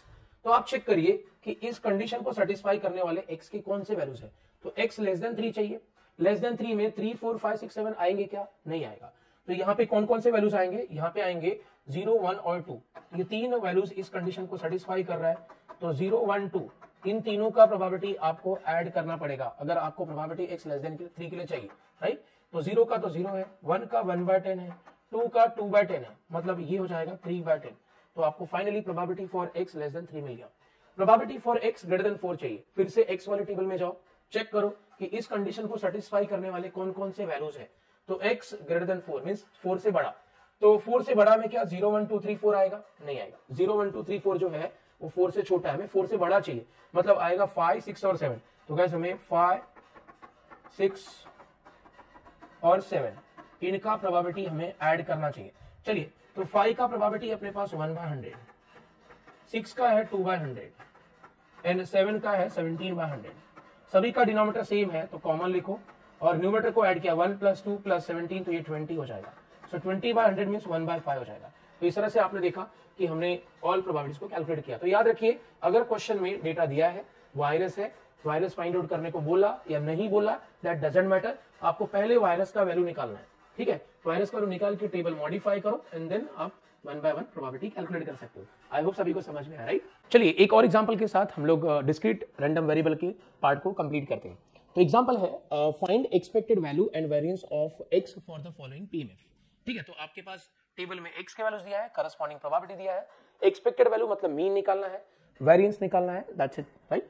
तो गाइस, ऐसे टाइप के क्वेश्चन को सॉल्व करने के लिए ऑलवेज आपको सबसे पहले चेक करना चाहिए कि इस टेबल में क्या कोई वायरस है। तो आप देख सकते हो कि यहाँ पे प्रोबेबिलिटी वाले रो को अगर आप ऑब्जर्व करो, इस रो को ऑब्जर्व करो, तो यहाँ पे डेसिमल वैल्यूज दिख रहे हैं, कोई अल्फाबेट या कोई notation alpha beta gamma delta नहीं दिख रहा। देयरफॉर हम बोल सकते हैं कि ये अपना है ना विदाउट वायरस वाला क्वेश्चन है। ठीक है, विदाउट वायरस वाला है, हमें मीन और वेरिएंस निकालना है, तो 1 बाय 1 हम फॉलो करेंगे। चलिए, पहला मेरा टारगेट है कि मैं मीन निकालना चाहूंगा। सो मीन बोलो या इसको एक्सपेक्टेड वैल्यू बोलो या फिर आप इसको एक है ना एवरेज बोलो, ये सारे नाम एक ही है, एवरेज। ठीक है, सो नोटेशन वाइज इसको हम ई ऑफ एक्स लिखते हैं। डेटा डिस्क्रीट है तो डिस्क्रीट के लिए मैंने बोला था समेशन आता है, अंदर x है यहाँ पे तो यहाँ पे भी x आएगा into corresponding probability, right, into corresponding probability. तो ये फॉर्मूले को ऑपरेट करते हैं। तो पहला x वैल्यू है -2 इनटू करस्पॉन्डिंग प्रोबेबिलिटी है 0.2, समेशन का मतलब प्लस, मींस x एंड उसके प्रोबेबिलिटी को मल्टीप्लाई करो प्लस नेक्स्ट x इनटू उसके प्रोबेबिलिटी को मल्टीप्लाई करो। तो पहला x इनटू उसका प्रोबेबिलिटी प्लस दूसरा x जो है और फिर इनटू उसका प्रोबेबिलिटी प्लस अब तीसरा जो x है इनटू उसका प्रोबेबिलिटी, तो तीसरा x है 0 इनटू उसका प्रोबेबिलिटी, चौथा x है 1 प्लस करके है ना, चौथा x है 1 इनटू उसका प्रोबेबिलिटी, फिर नेक्स्ट x है 2 इनटू उसका प्रोबेबिलिटी। तो आई होप मेरी बात समझ में आई होगी। x into probability plus x into probability plus x into probability, इस तरह से लास्ट तक जाना है। ओके, अब इसको सॉल्व करना है आपको। -2 इंटू 0.2 किया तो -0.4 हो जाएगा, -1 इंटू 0.3 किया तो -0.3 हो जाएगा, 0 into anything won't be 0 right. 1 से मल्टीप्लाई करोगे तो 0.15 ही आएगा, फिर 2 से मल्टीप्लाई किया तो ये 0.5 हो जाएगा। तो गाइस, अगर आप सॉल्व करोगे माइनस माइनस के साथ ऐड होगा तो ये आप ऐड कर लो, प्लस प्लस के साथ ऐड होगा तो ये हो जाएगा आपका प्लस 0.65। तो गाइस, अगर आप इसको सब्ट्रैक्ट करते हो है ना, एक माइनस है दूसरा प्लस है तो सब्ट्रैक्ट होगा, 0.7 में से 0.65 जाएगा तो -0.05 आ जाएगा। दिस इज योर मीन का वैल्यू। तो पहला टारगेट हमारा अचीव हो गया राइट। आई होप सभी को ये समझ में आया मीन कैलकुलेशन। तो गाइस, मीन मिल चुका है ना, हम लोग बातचीत करेंगे रिगार्डिंग वेरिएंस। चलिए, तो दूसरा कैलकुलेशन मैं स्टार्ट करता हूं। सो मैं यहाँ पे वेरिएंस का कैलकुलेशन स्टार्ट करता हूं। नेक्स्ट मेरा टारगेट है वेरिएंस। चलिए, वेरिएंस का अगर आप फॉर्मूला देखोगे तो मैंने लिखा था v ऑफ x है ना, v of x equals to लिखा था e of x square minus e of x the whole square. I hope ये सभी को याद होगा, ये फॉर्मूला हमने यूज करना है राइट। तो गाइस, हमारे पास e of x means mean है, ये जो e ऑफ x है दैट इज अ मीन। तो मीन का वैल्यू तो मिल चुका है, हमें चाहिए e ऑफ x स्क्वायर का वैल्यू। तो नाउ मैं यहाँ पे लिखता हूँ कि मैं e of x square calculate करना चाह रहा हूँ। Now e of x square, e of x square का फॉर्मूला क्या था, समेशन, डिस्क्रीट था तो समेशन, यहाँ पे x स्क्वायर है तो आपको यहाँ पे भी x स्क्वायर लिखना पड़ेगा इनटू p ऑफ x। जैसे x था तो आपने x लिखा था, यहाँ पे देखो x लिखा था आपने, अगर x स्क्वायर है तो यहाँ पे x square into p of x है ना। चलिए, तो करना क्या है भाई, x का स्क्वायर करना है इनटू उसके प्रोबेबिलिटी को मल्टीप्लाई करना है। तो पहला x है -2 है ना, तो उसका स्क्वायर करके इनटू उसका प्रोबेबिलिटी प्लस है ना, समेशन मतलब प्लस x का स्क्वायर इनटू उसका प्रोबेबिलिटी प्लस x का स्क्वायर इनटू उसका प्रोबेबिलिटी। तो ये हो गया मेरा दूसरा वाला राइट, प्लस x का स्क्वायर इनटू उसका प्रोबेबिलिटी। तो x नेक्स्ट x 0 था, उसका square into probability, next x है 1 स्क्वायर इनटू उसका probability, and the last one x का वैल्यू है 2 तो 2 का स्क्वायर इनटू उसका प्रोबेबिलिटी। आई होप ये कैलकुलेशन समझ में आया, x का स्क्वायर इनटू प्रोबेबिलिटी, x का स्क्वायर इनटू प्रोबेबिलिटी, इस तरह से कैलकुलेट करना था। तो गाइस, ये हो जाएगा आपका 4 इंटू 0.2 किया तो 0.8 होगा, -1 का स्क्वायर 1 इंटू 0.3 किया तो ये 0.3 हो जाएगा, 0 into anything want to be 0 right, 1 का स्क्वायर 1 इंटू 0.15 किया तो 0.15 हो जाएगा। 2 का स्क्वायर 4 इंटू 0.25 किया तो 1 हो जाएगा, राइट। सो इस तरह से आप कैलकुलेट कर सकते हो। ये 1 है, ये 1.1 मीन्स 2.1 हो गया, 2.1 और ये 2.25 हो जाएगा। तो गाइज ये जो मिला है ये वेरिएंस नहीं है, ये आपका ई ऑफ एक्स स्क्वायर का वैल्यू है, ई ऑफ एक्स स्क्वायर का वैल्यू, राइट। तो चलिए मैंने ई ऑफ एक्स स्क्वायर का वैल्यू यहाँ पे फाइंड आउट कर लिया है। फाइनली हम लोग यहाँ पे वेरिएंस कैलकुलेट करने वाले हैं। तो यहाँ पे लिखता हूँ therefore variance is equals to, है ना, ई ऑफ एक्स स्क्वायर का, इस फॉर्मूले में वैल्यू डालो, variance equal to E of x square का वैल्यू है 2.25, so 2.25 minus E of x के वैल्यू का स्क्वायर, तो ई ऑफ एक्स का वैल्यू है माइनस 0.05 का स्क्वायर। सिंप्लीफाई किया तो ये 2.25 हो जाएगा, माइनस माइनस का स्क्वायर प्लस 0.05 का स्क्वायर 0.0025 हो जाएगा। सो गाइस अगर आप सब्ट्रैक्ट करते हो 2.25 में से माइनस करते हो 0.0025, तो आपको यहाँ पे कुछ वैल्यू नहीं है तो आप 0 लिख सकते हो। बोरो करोगे 10 में से 5 गया तो 5, 9 में से 2 गया तो 7, बोरो लिया था तो 4 में से 0 गया, 2 में से 0 गया और ये आपका 2।